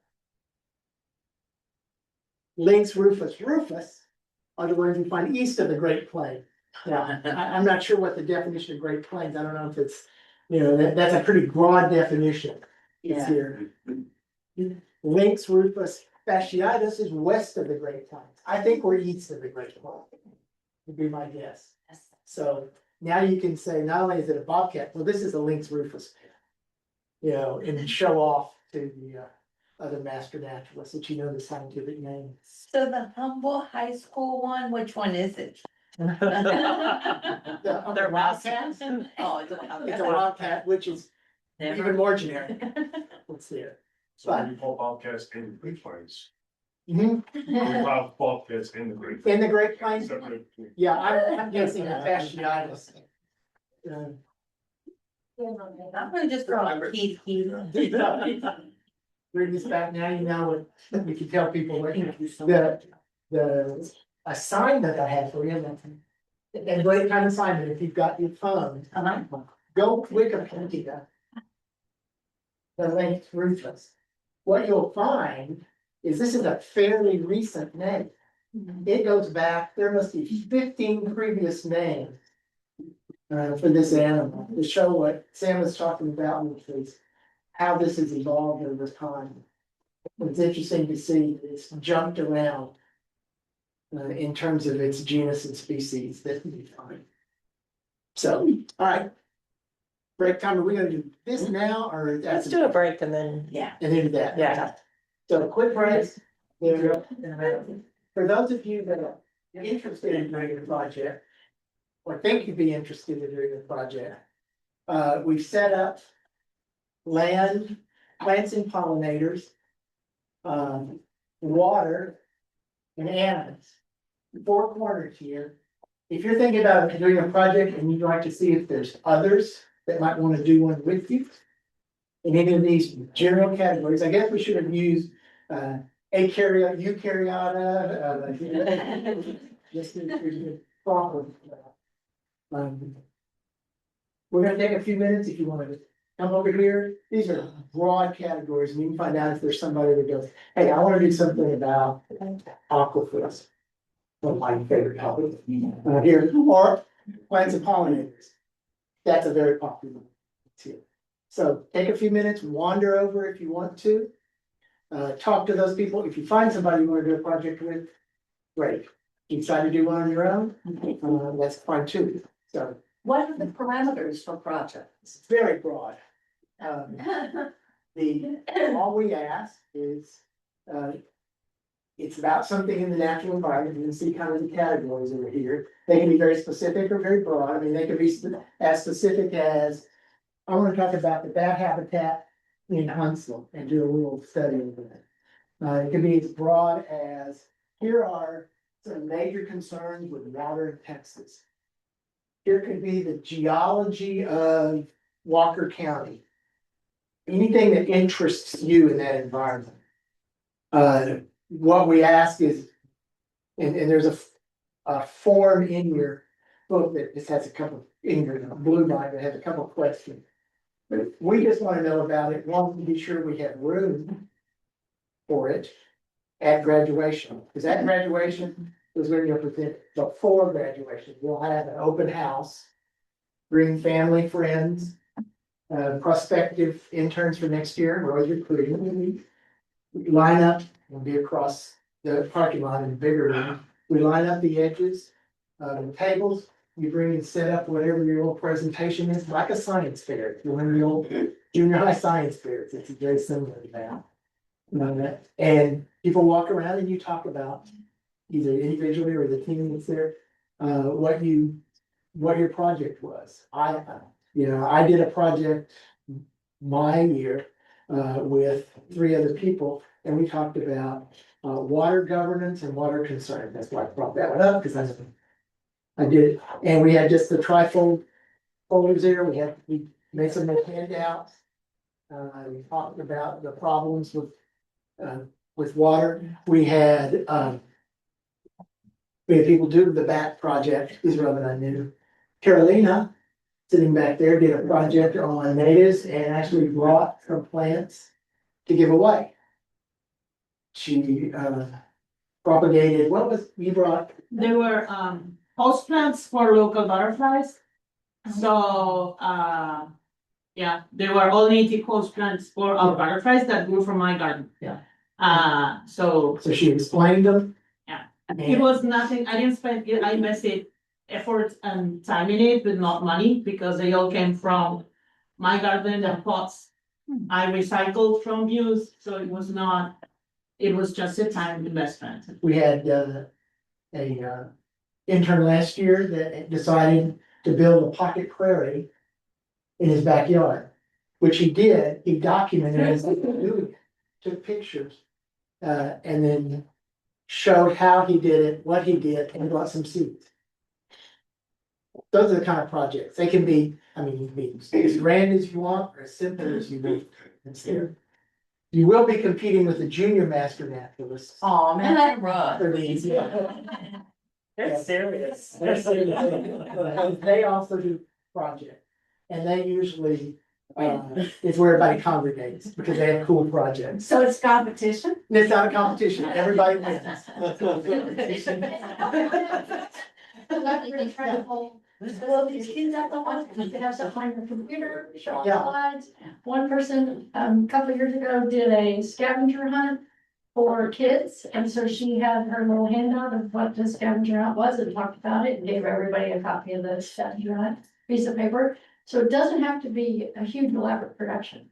It's just something that you dug into, learned about, and showed us. And it's optional. Just, But I number one, think- it's optional, but encourage, for one reason, you get hours. You can count the hours you do, whereas you research it, develop it, put it together. It counts, you can count those as volunteer hours. So it's the kind of thing you can do on your own schedule. So, other questions about that? They're fun. There's always something interesting. And if you do it in a group, you get to know some people. Yeah. Better. Makes it even more fun. Yes. So, right, so pick a topic. We got 4 topics, plants, pollinators, animals, water, and land. So disperse, we'll talk about, let you talk for about 10-15 Yeah. minutes. And if you I wanna hope you move- all had some great discussions on projects. Some inspirational discussions. Noah's gonna introduce our next speaker. So Noah? Our next speaker is John Stacy. He's been a Heartwood Master Naturalist since 2012. Volunteers in a number of organizations, accumulating over 40,000 reported service plans they want to keep it with. The majority of this work is doing providing grants and the voluntary group. They have built and maintained 16 long mile spring creek trails and an additional 4 miles in various reserves and public lands. They also built one of the early wooden bridges, boardwalks, using the fences.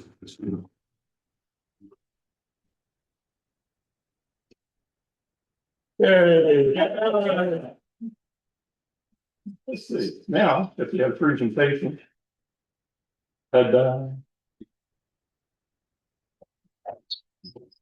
We could all tell jokes when standing in rooms. Hey, Alright, that's your what vote. is escape to show floating meeting? Yeah, Hey, don't worry that's success. And you know what? Amazingly, we're dead on time. How about that? Excellent. So I never need a microphone. I don't know why. So I love doing these presentations early in your program. I think I'm like the second person since you all started. Is that about right? Third, yeah. Third. Early. Yeah, because I get to tell you all the stuff that ruins the other people's presentations. I get to steal the good parts. As you just heard, this, if it works, is who I am. And nobody in Heartwood really knows me because my crew works on Wednesdays and I'm just too bloody tired to go to meetings. But I'm still an active Heartwood, and you will learn that when you say, here's how many reported hours you have, that's about half of how many hours, because you always forget to enter them. But I've been doing this a long time. One of the cool things about this program is everybody finds something that lights their fire. Some people like working with kids. Some people will do butterfly gardens, some people will, work at schools. I'm lousy with kids and I can't grow anything. So my niche is building wetland trails, building bridges. I've had a crew, we've had about 140 people over the years. Right now, we've got 40 and usually 15 or 16 are active on any Wednesday. You'll find us out maintaining, taking dead trees out or building wooden bridges. So that's my particular thing. We kind of came through it through the Bayou Land Conservancy, which some of you may know well. If you don't, I suggest you check their website out. It's Bayou Land Conservancy is a land trust that's done a lot to preserve land in this part of the world. This is where I push advance. And Just a second. huh? There you go. Should one. Yes. Now, can we make that stuff on top go away? 3 dots. So. Other people, so I don't have to do this every. Uh-huh. Type floating meeting. You can never escape. Once you're in, you'll find me, you volunteer, it's a one-way hole. So, I'm here to talk to you about wetlands today. And, it brings up the obvious question, what the heck is a wetlands? And you can get all the scientific stuff that you want. And then it's important, this is a Texas Master Naturalist program, so we're gonna focus on wetlands here, not in Minnesota or Alaska or whatever. So why do we care? These little patches of land you see when you drive along the freeway, it looks like a swamp. Why do you care about that mess? What's gonna happen with it going forward? Bing, okay, now we go forward.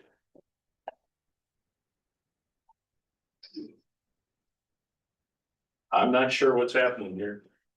There you go. There we go. You can do all the scientific definitions you want, but it's really simple to decide if something's a wetland. Is it generally underwater or partially underwater? What's the soil? You dig down, you get some of this clay and you see the color, it might be gray. That's because it's underwater so often that it doesn't have much oxygen in it. So you have different kinds of soils, and that's a clue. The easiest one for you is if someone tries to sell you a piece of land to build a house on and it's got palmetto bushes growing on it, run. There's a reason bald cypress grow where they grow, okay? So the vegetation helps tell you, is this a wetland or not? But here's where I get to steal other people's thunder. You cannot understand wetlands until you understand a little bit about why and what. These classes are difficult because typically I'll get somebody who hasn't left an apartment down in the Heights for 10 years. And I'll get another PhD biologist who wants to correct everything I say. So as we go through this, if you have a question, just ask. If it's best answered later, I'll say, we'll answer it later, and then I'll forget about it. But we're going to talk about hydrology and geology. This is an illustration of the major waterways in Texas, okay? I'm not asking you to read the little microscopic fine print, but what jumps out at you on this map? All the water goes to the ocean. Yeah, if this pointer works, everything's coming this way. Huh, wonder why. Here's a map of the geology of Texas. Up here, little dot there. Some of that is 600 million years old. Wow. Where you're living, it's 60 million years old. Where you're living now was all underwater. This was what is now the Gulf. So we've got highland here with the mountains. Everybody been out to the West Texas and the mountains down yeah. So we've got some huge mountains out there, believe it or not. Everything is high and it moves this way to get low. How many folks drive to Austin every now and then? If you're driving and all of a sudden, before you get halfway there, you realize you're going up, the Balcones Fall, which is the highlands. I mentioned I don't do real well with kids. If everybody gets I'm not the guy to take on the family nature hikes. I figured the easiest way to kill the first 5 minutes of a nature hike with kids is to ask everybody, okay, everybody find a rock. And then I sit down, metaphysically smoke a cigarette, because they can't find any rocks. They'll come up with a little piece of concrete they found, and there's no rocks here. Nada, unless they came on a truck. Why is that? Because we were underwater? Because we're at the bottom of the ocean. We're sand. Except where sediments have washed down from the highlands and given us our clays. Now, there's another thing that tells you. Anybody in here know anybody who's connected to the oil industry? The rest of you are liars. Okay. Let's figure it out. But these oceans here were early forests, lots of vegetation, lots of animals. And as the sea rose, it drowned them, it compacted them, and it turned them into oil. Saw a bumper sticker in Austin that said, "This car is powered by fossilized dinosaurs." But yeah, so the geology drives the hydrology. The hydrology drives what flora and fauna, plants and animals you have, and what the climate is. And that was one of the big aha moments for me when I went through the Master Naturalist program. You only learn a little bit about everything. And then if you get interested, you can do a deep dive. But I'm like, oh, it's all connected. There's a reason for this. So let's talk about the different wetlands. And when you read the books, you'll find a zillion different definitions of regions of Texas. And it all depends on what the purpose is. In our case, we're talking about 5 regions.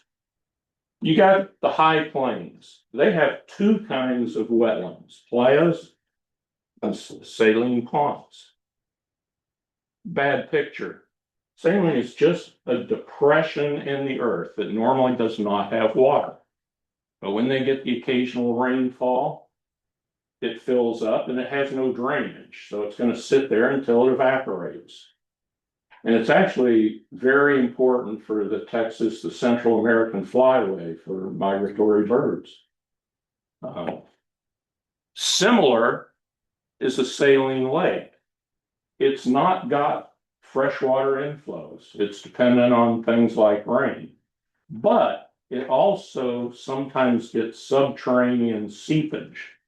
And what that does is it brings up the salts, because salt water is more buoyant than fresh. So the salt water rises with the minerals and salts, and then it evaporates, and you get a salt pan, a salt desert. Anyone ever go out to Utah, go visit the Great Salt Lake. Yeah, if you go to the Middle East, go to the Jordan Sea. They do not have natural inputs. They get saline, so that's what they are. So those are really the only 2 wetlands in that part. South Texas, if you're heading down to the Rio Grande, Rescocus and interdunal swales. First one's fancy name, and it means an oxbow lake. This is really cool because it applies in our part of the world too. So the natural course of the river, eventually the river starts eroding the bank and it fills on the inside. The current picks up sediment, and eventually the whole flipping thing will go in a loop. And then it'll take off again. And the part that gets cut off will gradually silt back in until, unless you're in an airplane or using LiDAR radar, you won't know it. This is not isolated to any little freaks here. Mississippi River does this. It's a natural function of the hydrology, but it creates these that become, that's residual wetland up there. So that's, in that part of the world, one of the few things you're gonna see. The other one is if you go down to Padre Island or Galveston or whatever, you just see out water, behind sand dunes. Believe it or not, that's a wetland. That's where all those birds can hang out, and that's where all those little animals, including our shoulderless friends, hang out. So those are the two wetlands there. West Texas, well, let's start with, there's not a whole heck of a lot of water to begin with, but what there is was a freshwater spring, which I didn't put a picture of because it's a freshwater spring. Yeah. But we're gonna talk some more about riparian corridors. That's the corridor along a stream, a creek, or a river. And it's really important to you. And I'm gonna talk to you about that, but you'll get a mix of vegetation and animals along these corridors. And the Gulf Coast, again, you don't typically think of that as being wetlands, but that's a crappy picture of the Boulevard Flats down in Galveston. Anybody in here a birder? I hadn't heard your phones chirping, so usually that tells me I got a birder in. If you're a birder, you've been there. It's pretty amazing. I'm not a birder, but you go down and you just see gazillions of birds on these flats. This is actually a preserve that I rangered for a bunch of years. You get the flats where the marshes just go for miles. And for years, Texans have tried to run cattle in there. Okay. No. You can't hardly kayak in that stuff. But you can see some amazing roseate spoonbills and all sorts of animals. So we covered a bunch of the regions. Let's talk about the important one. Yay, us. We have 3 kinds of wetlands. They only get 2. Prairie wetland. Interesting thing to me, and I don't know how many of you have been out and seen a place like this, but this is different than the coastal marsh because of these. You'll get these little islands, and there's, they can be a motte, M-O-T-T-E, or less classy, some people call them pimples, but you'll get hardwoods, it's higher ground, and it has very different plants on it. It'll get plants that are adapted to this high ground, and 15 feet away, you've got marsh. Near and dear to my heart, this is a place I work a lot, is the bottom, down in the, along the creeks, the water, you'll get hardwoods. You happen to be living in a very unique geographical location, because as you talk about these regions, right in North Harris County, South Montgomery County, 3 of the major ecosystems of Texas touch.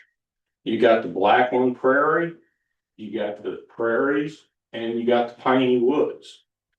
And so I've got a place probably a mile from my house where I can walk up and I'll see cactus growing. And over there, I've got palmetto plants growing. Oh, wow. I mean, it's really, you can cover a lot of ecosystems in a short walk around here. But that's a hardwood bottom. And again, the riparian corridor. So you got all kinds of vegetation growing along here. So this is really important. You have the channel. I know it's a fuzzy picture, but this is, if you could see it a little better, they're showing a little blue here. That's where the water is. So most people think that's where Spring Creek is. That's where the San Jacinto River is. That's where the Trent is, whatever. It's right here where the water's flowing. That's not the case. And everybody wants to build their house right here. So they can look at the water from the back deck. Yes. But this is actually the river channel. And when you get water, boom, boom, boom, boom, boom, boom. You just washed out your house.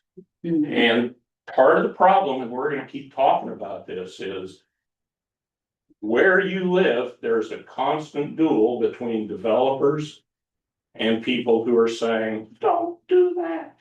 Because the developers want to build a subdivision right there. And they're gonna sell it to people from Ohio who don't know about the kind of flooding we get here. But when that flooding comes, and we've all seen it, No flood insurance. yeah. You know, in the morning, you're here, in the afternoon, you might be up here. And that's what people have to get educated on, in my humble opinion. So why are they important? Flood control. I'll let you read it and then we'll talk about it. I hate it when I go to a presentation, somebody insists on reading me the slides, you know, you can read faster than me. But the reason it's important for flood control is as it floods, that water slows down because it's hitting all the vegetation. As it slows down, some of it is percolating into the ground. It's also filtering out sediment that's being swept downstream. It's also filtering out chemicals, nitrogens, and that sort of thing. So it's filtering the water, it's slowing it down, which gives it a chance to drain, go out a little. That is why developments build retention ponds. A retention pond in your subdivision is not intended to hold all the water that falls. It's intended to hold some of it and release it slowly so everything doesn't flood. Nature figured this out, you know, I don't know, 100 million years ago. So. And you can see all kinds of studies. The filtering of these sediments does a lot of things. There's tons of fish species and frogs and salamanders that only reproduce when they get their eggs in a flooded area of vegetation. And they do all their laying of eggs and all the floods go away and the animals hatch. But in Texas, one of the big things is digging a pond for your cattle or building dams for cities. And what people don't realize is nature's going to fill that sucker back up again. So when you're going to build something, if you're going to keep an artificial reservoir, you better plan on digging it out periodically. What this does is keeps it by holding the sediment from going into that place. Holding floodwater is not going to recharge our aquifers. Okay. It's not, I'm not here to talk about how we are pumping out the aquifers and all that sort of thing, but I'll tell you, it allows some regeneration of shallow aquifers. The deep aquifers that we get drinking water from, those take 10,000 years for the water to filter into there. And once that water's gone, it's gone. That earth compresses and it cannot be reinflated. So slowing it down helps, but it can't fix it. Again, we talked about this, but having trees and such overhanging natural creeks keeps the water temperature cooler.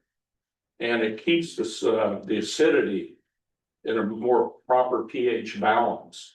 And so if you take that away, like you do on like Bray's Bayou down in Houston or something, you get hot water, which pretty much wipes out your fish, which wipes out your birds, which wipes out whatever eats them. The other issue is if we're washing all that sediment into the Gulf, we're wiping out the oystering industry and we're wiping out the hatcheries for our fish. Again, you can read this, but the numbers are much bigger than people realize. People say, yeah, might wipe out something. And I could wipe out a lot of something. So it's important. one of the things that interests me is when I'm trying to, talk to a developer about why he doesn't want to just bulldoze all the trees off and run a laser level, is you can make a good case for commercial business that studies have shown if you have a subdivision that's near nature trails, trees, they get 25% more money than if you're in what looks like a government, So there's economic value in building in recreation facilities. I assume most people here do some sort of getting outdoors, all different kinds, different speeds, but for recreation, kayaking, birding, hunting. That brings up a good point. I had a lady in the last time I did this who kind of went after me pretty hard because she was a very committed hunter. And I kept trying to explain to her, if you're a conservationist, your best friends are going to be hunters, farmers, and ranchers, because they're the people that know the land and they know how to value it and take care of it. I have no problem with ethical hunters. I'm all for it. But people, again, don't realize they're tied in with this whole business we're talking about.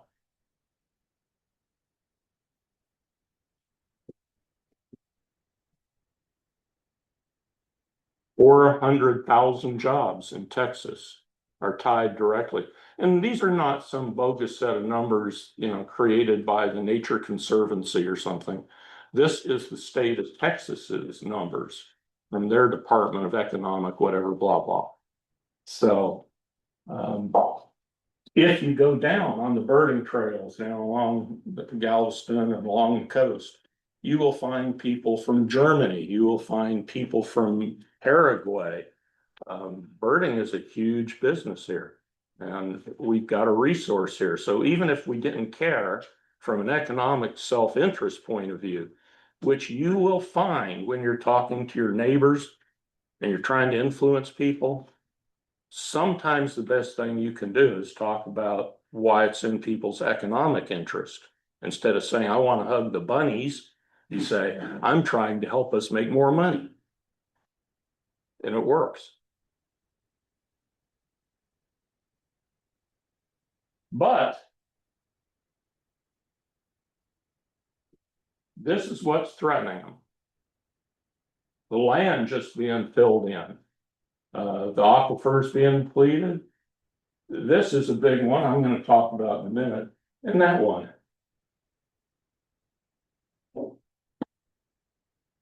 I like that one about Harris County because it brings it close to home. Yeah. We've lost 25% of our tree cover in the last quarter century.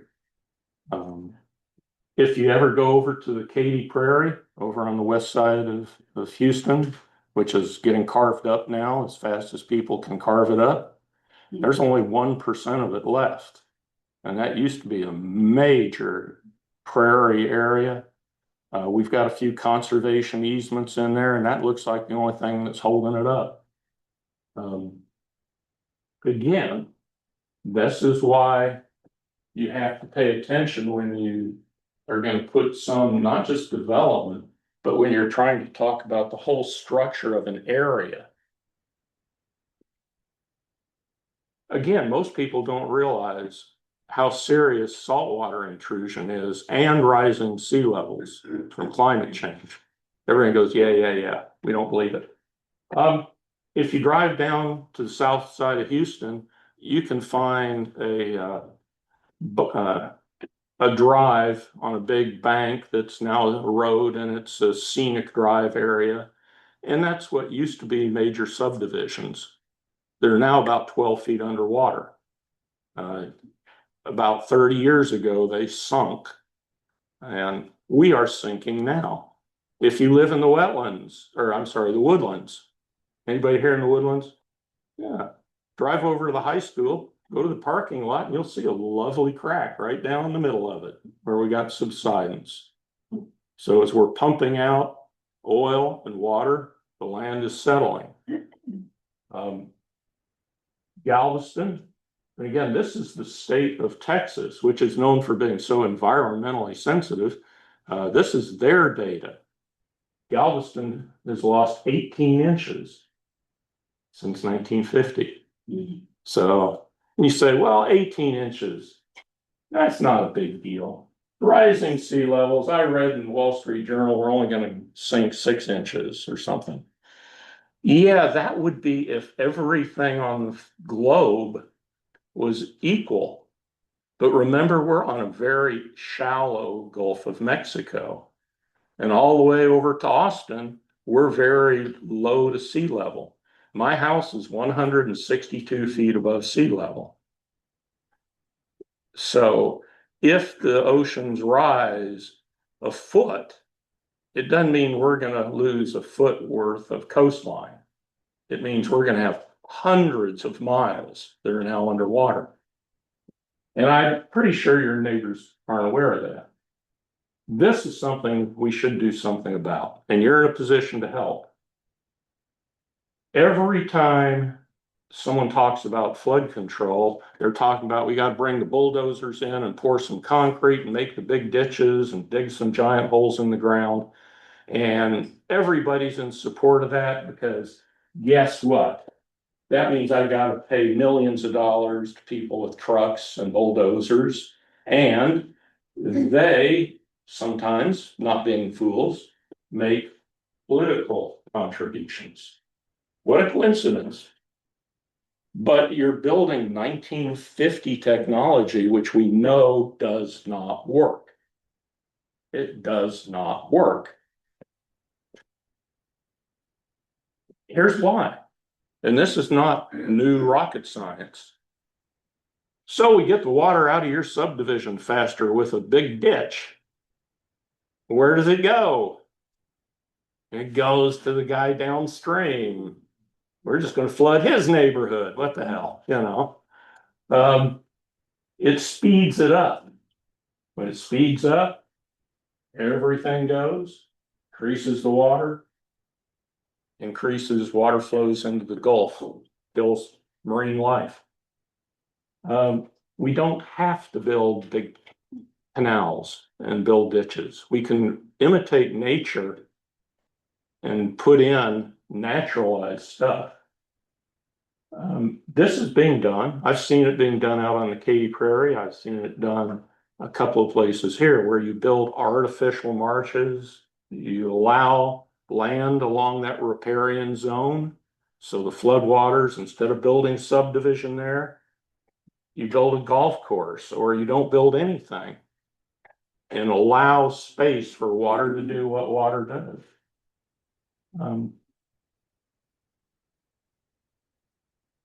So let's see, I'm rocking right along here. Before I go into the legal stuff, let's take a minute and say, so we've talked about what wetlands are. They're land that is wet.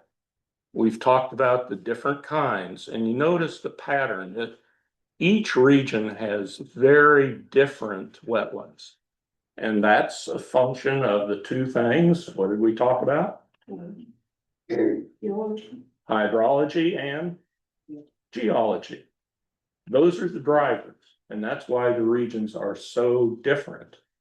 And it's not just from a wildlife or a flora and fauna point of view.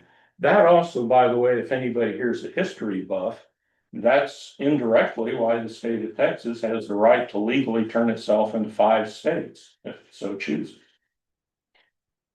Didn't know that, did you? Mm-hmm. When the state of Texas petitioned to be admitted to the Union, one of the clauses stated that they had the option to separate into 5 states, which would be interesting. And that's because the different regions of Texas are so different that they have different cultures, they have different political interests, they have different ethnic makeup. And so these distinct regions of Texas, once again, are a reflection of what 2 things? Hydrology and geology. It drives everything down to the politics today, to the economy and everything else. You can't grow cotton in South Texas, but you sure grew a lot of cotton on the way down there and in East Texas. So again, it's a function of what kind of water they had. And when you look behind all these things that are going on in your culture, pretty much around the world, I'm sure you're going to find it's something as basic as this. But that's why we have different regions with different wetlands. And the value of the wetlands is that it's supporting a web of life that's at risk when we get rid of these wetlands. Okay. So let's take a quick 5-7 minute stretch break, if that's okay. I have a question for. No question. Is the zone the same as the floodplain? No. The riparian zone is larger. You had the channel, then you had the 100-year floodplain. And then going out, that whole corridor is riparian where it's got, and it's not a defined number of feet. But that's where you'd have the right vegetation, the right trees. There's been talk, the 500-year floodplain, which obviously would be a different size. But it's that whole corridor. If you fly on an airplane and you're coming into a city and you're seeing down below you, you're sitting in the window seat and you see the flat land as you get into the city, and then you'll see the green snaking corridor down below you. That's a riparian zone. Okay. It's that corridor. Okay. Before we break, another question, anybody yet? Or you just grab me during the break? Okay, let's take a quick study. So we talked about wetlands, we talked about what they are, the different kinds, how come, what for. And now let's talk a little bit about some of the stuff that will be useful to you. These are the legal considerations and what is and what isn't and why. And you're going to have federal laws that impact wetlands. The Clean Water Act obviously is a huge one. And these were not written to be an environmental protection. Environmental was sort of a side benefit consequence. But the Clean Water Act basically says you can't run a dredge down or go fill in to build your scenic land for your subdivision. You can't just go bring the bulldozers in and dump it in. You have to get an EPA permit. And there are a lot of restrictions on it. But here is the big kicker. I don't know if you can see this little laser. Applies to navigable waters. The definition of what is a navigable water, to the best of my knowledge, depends on which party has control of the US Congress at any given moment in time. Because it will get defined as any little water channel that feeds into, say, a river that is navigable, that boats can go up and down. So obviously the river is navigable, but arguably the water that is connected to it, as long as it's connected, is navigable. Now, if you have a pond over here that's not connected, then it's not covered by the Clean Water Act. So depending on who is controlling the law, you can say, no, those little feeder streams are not navigable, therefore they're not covered. Therefore, you can build your Walmart or whatever on top of that. This is a huge economic and cultural issue in this country. But the Clean Water Act, if the judge says it's a navigable water, then it bars those activities without having permits. Clean Water Act, let's see, Section 401. This is just an example of some of the cuteness. So when they put the Clean Water Act in, a number of the states said, the hell with that, we don't care. We're going to come up with a state regulation that says you can do this in our place as long as you get a state permit. And a state permit means you write a check to the government, we'll give you a permit. So the feds had to come back in the law and amend the law to say the states could not do that. The federal law overran the state attempts. Kind of an interesting historical thing. Another interesting one, Rivers and Harbors Act, all the way back to 1899. Now, this wasn't done to protect the birds or the alligators or the carp. It was done to keep a guy from filling in his part of a river and blocking the other people who wanted to go to their docks. You know, suddenly the guy's timber mill that's getting, you know, logs coming down river got cut off because Sam upstream filled in to make a waterway or something. So they said, if it's navigable, you can't dredge it or fill it. Again, now you have to go back and try and get permits. So again, even, you know, 100 years ago, the economics are driving this. Interestingly enough, one of the factors that they take in this particular one is that waterway in use by migratory birds. So, you know, the idea of looking out for stuff is not something that just came up with my generation or yours. The Endangered Species Act.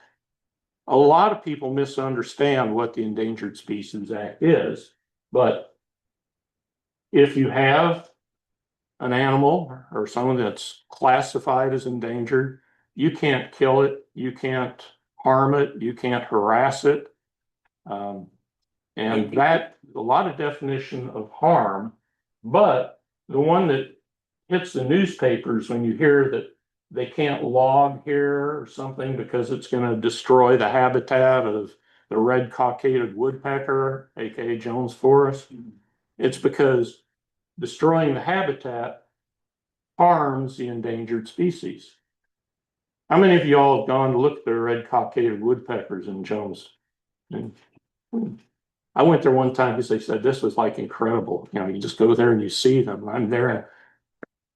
I don't see them. All I see is, you know, some little brown birds flying along the ground. It wasn't until I'd been there a while, someone said, "That's it." And I said, "That's it? That's whoop-de-doo." I was there another time. 2 giant tour buses pull up and stop. And I'm sort of standing there, and all these Germans piled out with their telephoto lenses.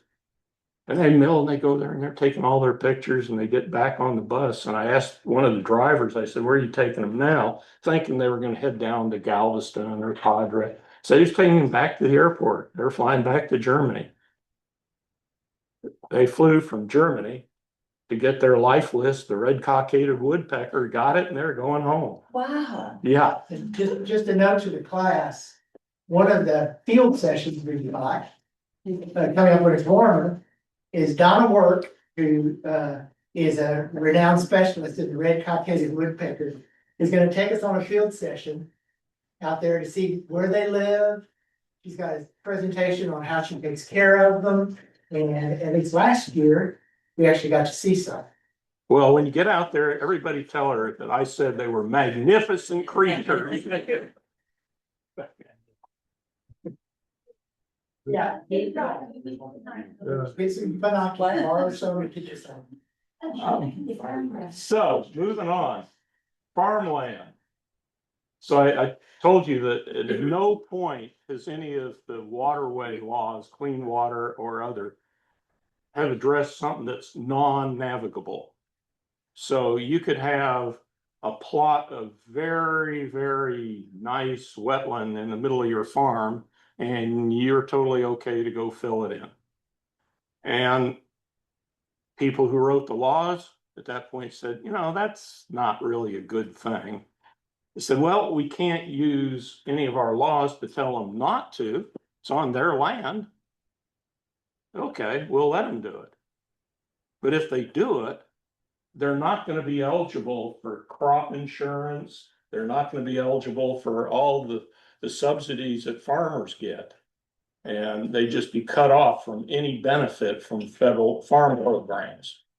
You know, the mandatory buying of certain crops, et cetera. So it became kind of a big economic impact if you chose to go ahead and that it was called the Swamp Buster Act, you know, for people who just, we have an ethos in this country that's left over from the earliest colonists that, you know, wilderness is bad. You have to bulldoze it and fill it in and drain it and make it cropland. And so that ethos is still with us. Migratory Bird Treaty Act.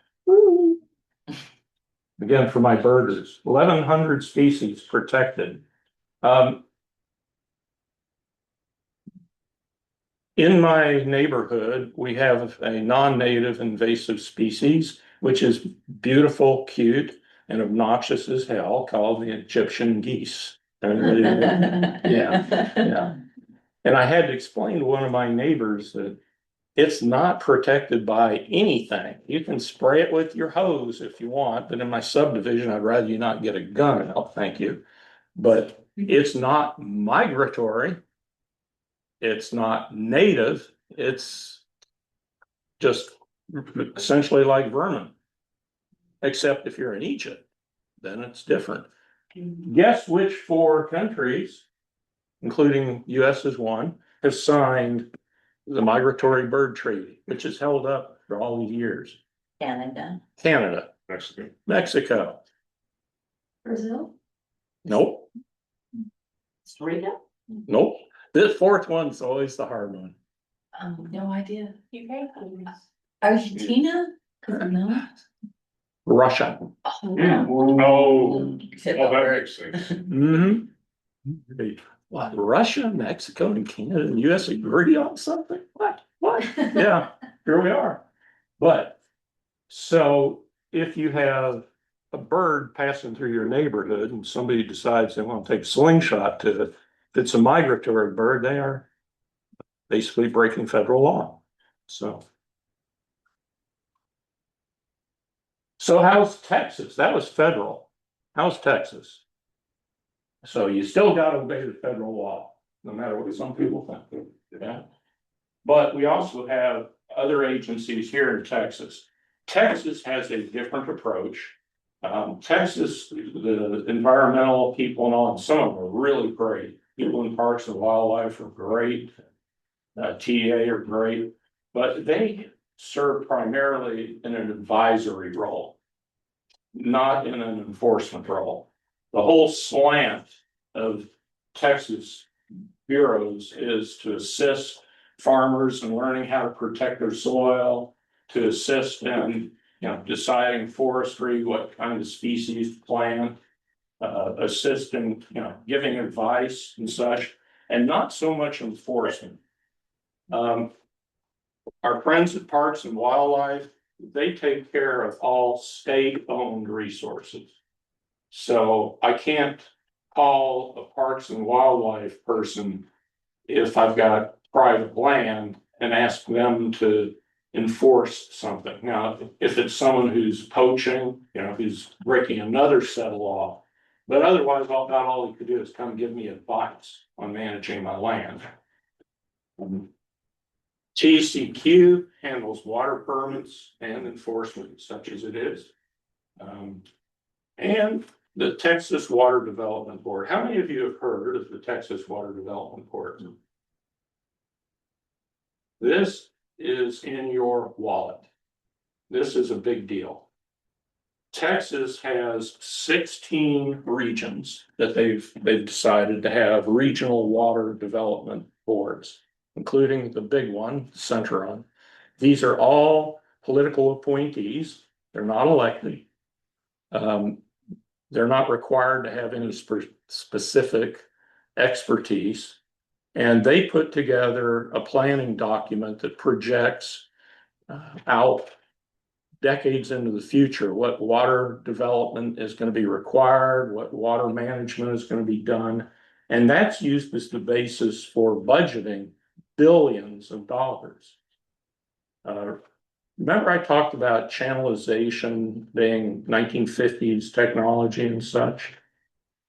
And just as a very specific example, the regional water authority here is the San Jacinto River Water Authority, one of the 16, and they hired consultants to help them put together every 5 years they redo these plans. And then they did public hearings. And a lot of people I know went to the public hearings, and it was a disaster. They proposed, I think, 17 critical capital structures, 5 of which were building new dams And the others were channelization. For example, they proposed channelizing right through the woodlands on Spring Creek and concrete banking it. If you've ever walked to Spring Creek, think what that would do. Plus, it doesn't do anything for flood control. That was typical. Everyone objected like crazy. And the answer we got was, no, these are just the consultants. This isn't the final plan. We're going to go work on the plan. That is the plan that was submitted to the state and is now the approved plan for this region. So these are going to be the tax money. When you look at that big extra chunk on your water bill, and people are starting to raise hell about their water bills, there's this much for the water. And then there's this much for the capital projects they're putting in. And that's because that's this master plan. So what can you do? You can make your voice heard. You can talk to your local politicians. You can write to newspapers. If people are silent, that's what's going to happen. One of my friends is a math and geology geek. And just for my little neighborhood, it calculated how many hundreds of thousands of trucks, dump trucks, would be required to go through my neighborhood just to do this. So if people don't understand this is going on, and you should. It's as important as anything in your life. But on that Debbie Downer note, it's all different. The geology, the hydrology, having those wetlands, flood control, recreation, all those other benefits, pollution control, development, bad projects, pollution, saltwater intrusion, and little things that regulation enforcement is a political issue. So you're citizens, you interact with a lot of citizens. So if you try and talk to people about there is a different way, you can maybe take them to the economic side of it if the pure, environmental thing isn't ringing the bell. Having said that, if you ever want to build a wetland trail or a wooden bridge with hand tools, you know the guy to call. So, that's it for me, unless you have questions. Can you explain again what they're doing? What? The regional water authority, yeah. They are charged with developing a water plan for the region and submitting it to the state water board, which if they approve it, then that's used by the state legislature to decide on which projects we're gonna pay for it. So that's the vision and the wish list that is being given to your elected politicians. Do we know what that plan is? Yes, it's available online. It's available from, you'd have to Google it, but Okay. you can read it and it's lengthy, but you can jump to different sections of it. Is it by county? It's by regional. Our region incorporates, I'm not sure exactly, but Would it be called Piney Woods region? Or no, it's called the San Jacinto. San Jacinto. It's San Jacinto River Authority and the Lone Star Groundwater Conservation District Thank you. is the other one. Thank you. Okay. Anybody else? Everybody stupefied? Yeah, about everything. What about microplastics and concentration? The other day, it came out that the Galveston Bay have the highest microplastic concentration in the USA. Oh my gosh. Microplastics are interesting. I know those of us who know Mike and I sat through a seminar at the Master Naturalist Convention that actually, when you go to these conventions, you get to pick which sessions are going to. It's like picking college classes. If the one you want's full, you don't get in. I ended up needing 2 hours and I couldn't find anything I wanted to go. So I went to one on wastewater treatment. But it was taught by a professor from Lamar University in Beaumont. And it turned out to be real informative and entertaining. But he was very educational on how you do all this sort of thing. And the question of microplastics came up. And this guy is an authority. And he said, basically, there is no standard. Nobody knows what's good, what's bad, if it's good, if it's bad. research is being done, but even if they have a criteria, there are no tests. He said he can test one sample, but it costs like $100,000. Because there's only like 2 labs in the country that do this. So your local wastewater plant is not going to be doing $100,000 tests. So they know microplastics are there, but nobody knows, like there's science behind the levels of contaminants in the water that you're allowed to drink. You get it from your water provider every year. There's a statement showing you how much lead there is and all that. They can't report on the microplastics because there is no standard. So the answer to that is nobody knows. The article you were referring to is I believe is a professor at Rice University was working on technology to use satellite imaging that looks at the refractive light from the different bodies of water and to indicate the degree of plastic. There's all sorts of things, but nobody knows yet.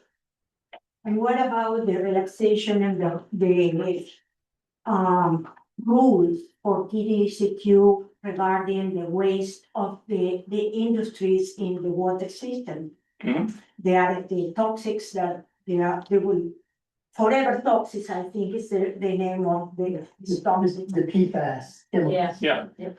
Those again are considered, they're tested. I've been around a couple of Superfund sites that had that, but your water systems don't, I'll come to that.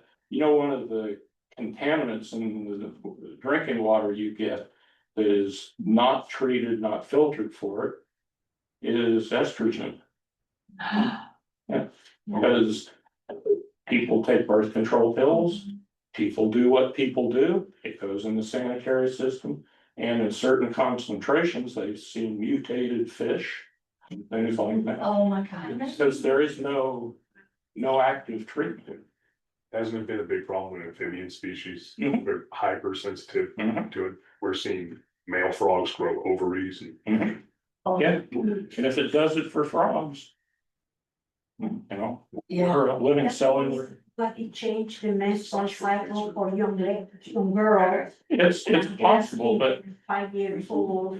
the whole issue of what do you test for and what do you treat for, you could build a system that would eliminate a number of things, antidepressants. In around urban areas, the water supplies have antidepressants. You could build a treatment system for that. And if you have a residential 3-bedroom, 2-bedroom or bath house, your water bill would be $6,000 a month. Because it's not cheap to do this. So all these things are trade-offs. And Is there a filtration system that you can install in your own house for that?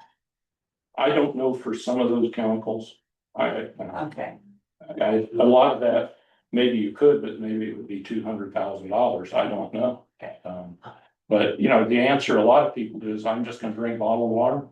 Well, guess what? Bottled water is worse than most urban tap water. Right. Is there, Said he sips his bottled water.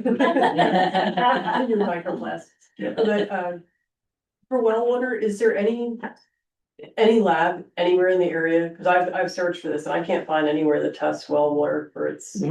Yeah, you can. I think I would start, first place I'd go is ag extension. Yeah. But they say it's not for human consumption. I think that's what they told me. Yeah, then I would start, I'd ask your ag agent first to get you pointed. Which brings up an interesting thing about Texas. If you go to Colorado and you see these collect the rainwater here to water all the grounds here, that's illegal in Colorado. Colorado, the water rights are owned mainly by Coors. Yeah, they own up the water rights. So you can't just capture, because that's water that would have gone into the river that they could have taken out. You have water rights, just like we have oil rights. Wow. Texas has an opposite issue. In Texas, if you own this 100-foot square piece of ground, you can put the biggest drill on it you can get and get into the aquifer and pump all the water you want. Okay, so when you take there's one company, I don't know if it's this one, that boasts about our water is never bottled more than a mile from the source. And you're thinking mountain stream, waterfall. They own huge tracts of land in South Texas where they have huge drilling operations and they're pumping the squat out of the aquifers down there. But it tastes good. Can you comment about the data center? We were talking during the break, it's interesting, the data center controversy kicked off with electricity. People saying, oh, my electric bills, winter storm Uri, we gotta make sure the grid, all these things are. And now I'm starting to see glimmers, people have locked on to the second thing. They take huge amounts of fresh water, not saline water, fresh water.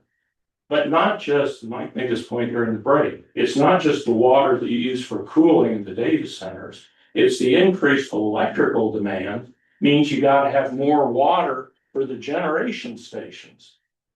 So my comment is one of the few things about being as old as I am that I'm happy about is I ain't gonna be around 25 years when it really hits the fan. Because water's, those of you who weren't raised in Texas don't know the expression. And that's whiskey's for drinking, water's for fighting. And in other words, all the water, like you say, you can have the aquifer is to have the well. Glaciers that I have hiked don't exist. That's fact, Yeah. Somebody else or everybody nodding. Just a comment, when you're talking about if you want to get some data on AI centers and the use of water, electricity, Houston Advanced Research Center does a series of lectures called GGL. I don't remember something lectures, but if you go to their website, to the Woodlands Green, just the Woodlands GREN, they did a recorded presentation by a woman that did a research study about this AI centers, data centers in Texas, estimating the amounts of water that were consumed, which gives you a little more fact-based rather than, oh my God, the sky's falling. She went through the process to do that. I mean, if you're really interested, it's an hour-long presentation. I think it was an hour long. That will give you some really good insight into that, because it gets down to what did the Texas Water Development Board say? She had lots of sources she did. This is what they do for a living. It's this kind of research. So it's a really good place to go down that rabbit hole as we talked about today. So. Well, I hope to see you all out in the woods. I'll be the guy with, the bandana on, hiking on the trail. So we'll see you out there. Where is that? Did you do that? Well, I do it all around, but Spring Creek Nature Trail. You can Google it. It's 16 miles, runs from Harris County over Burroughs Park. Goes all the way, crosses into Montgomery County over to Montgomery County Park by 45. It's got about 22 bridges on it that we built by hand. Thank you very much. Thank you. See Joey's wants to go to, that's where I know you from. It's famous. Thank you, Sean. Thank you. Virginia? One more comment about Sure. water. On this one. Back to Colorado, on the western side is the Colorado River, and there's a fascinating podcast called Parched. And it talks about the water rights along the Colorado River and how complicated they are. It affects multiple states, so they have multiple states involved in the water rights. Mexico's involved in the water rights, Native American reservations. So it's incredibly complicated, but it's a really cool podcast. It's called Parched. Virginia, did you have something to give, John? I'm familiar. And, Anything but a hard time. we are gonna dive a little more in depth into just water itself, the chemistry of water, some of the basics in May. I get to stand up and follow John, which is always tough. So we'll talk a little more about that, maybe talk a little bit about the local aquifer that we have here. We had a great conversation earlier about the Chicot, I'm sacred, aquifer that runs on the ground down from up in Waller County down through here, so. Otherwise, any general questions you have? No class next week? Go walk a trail.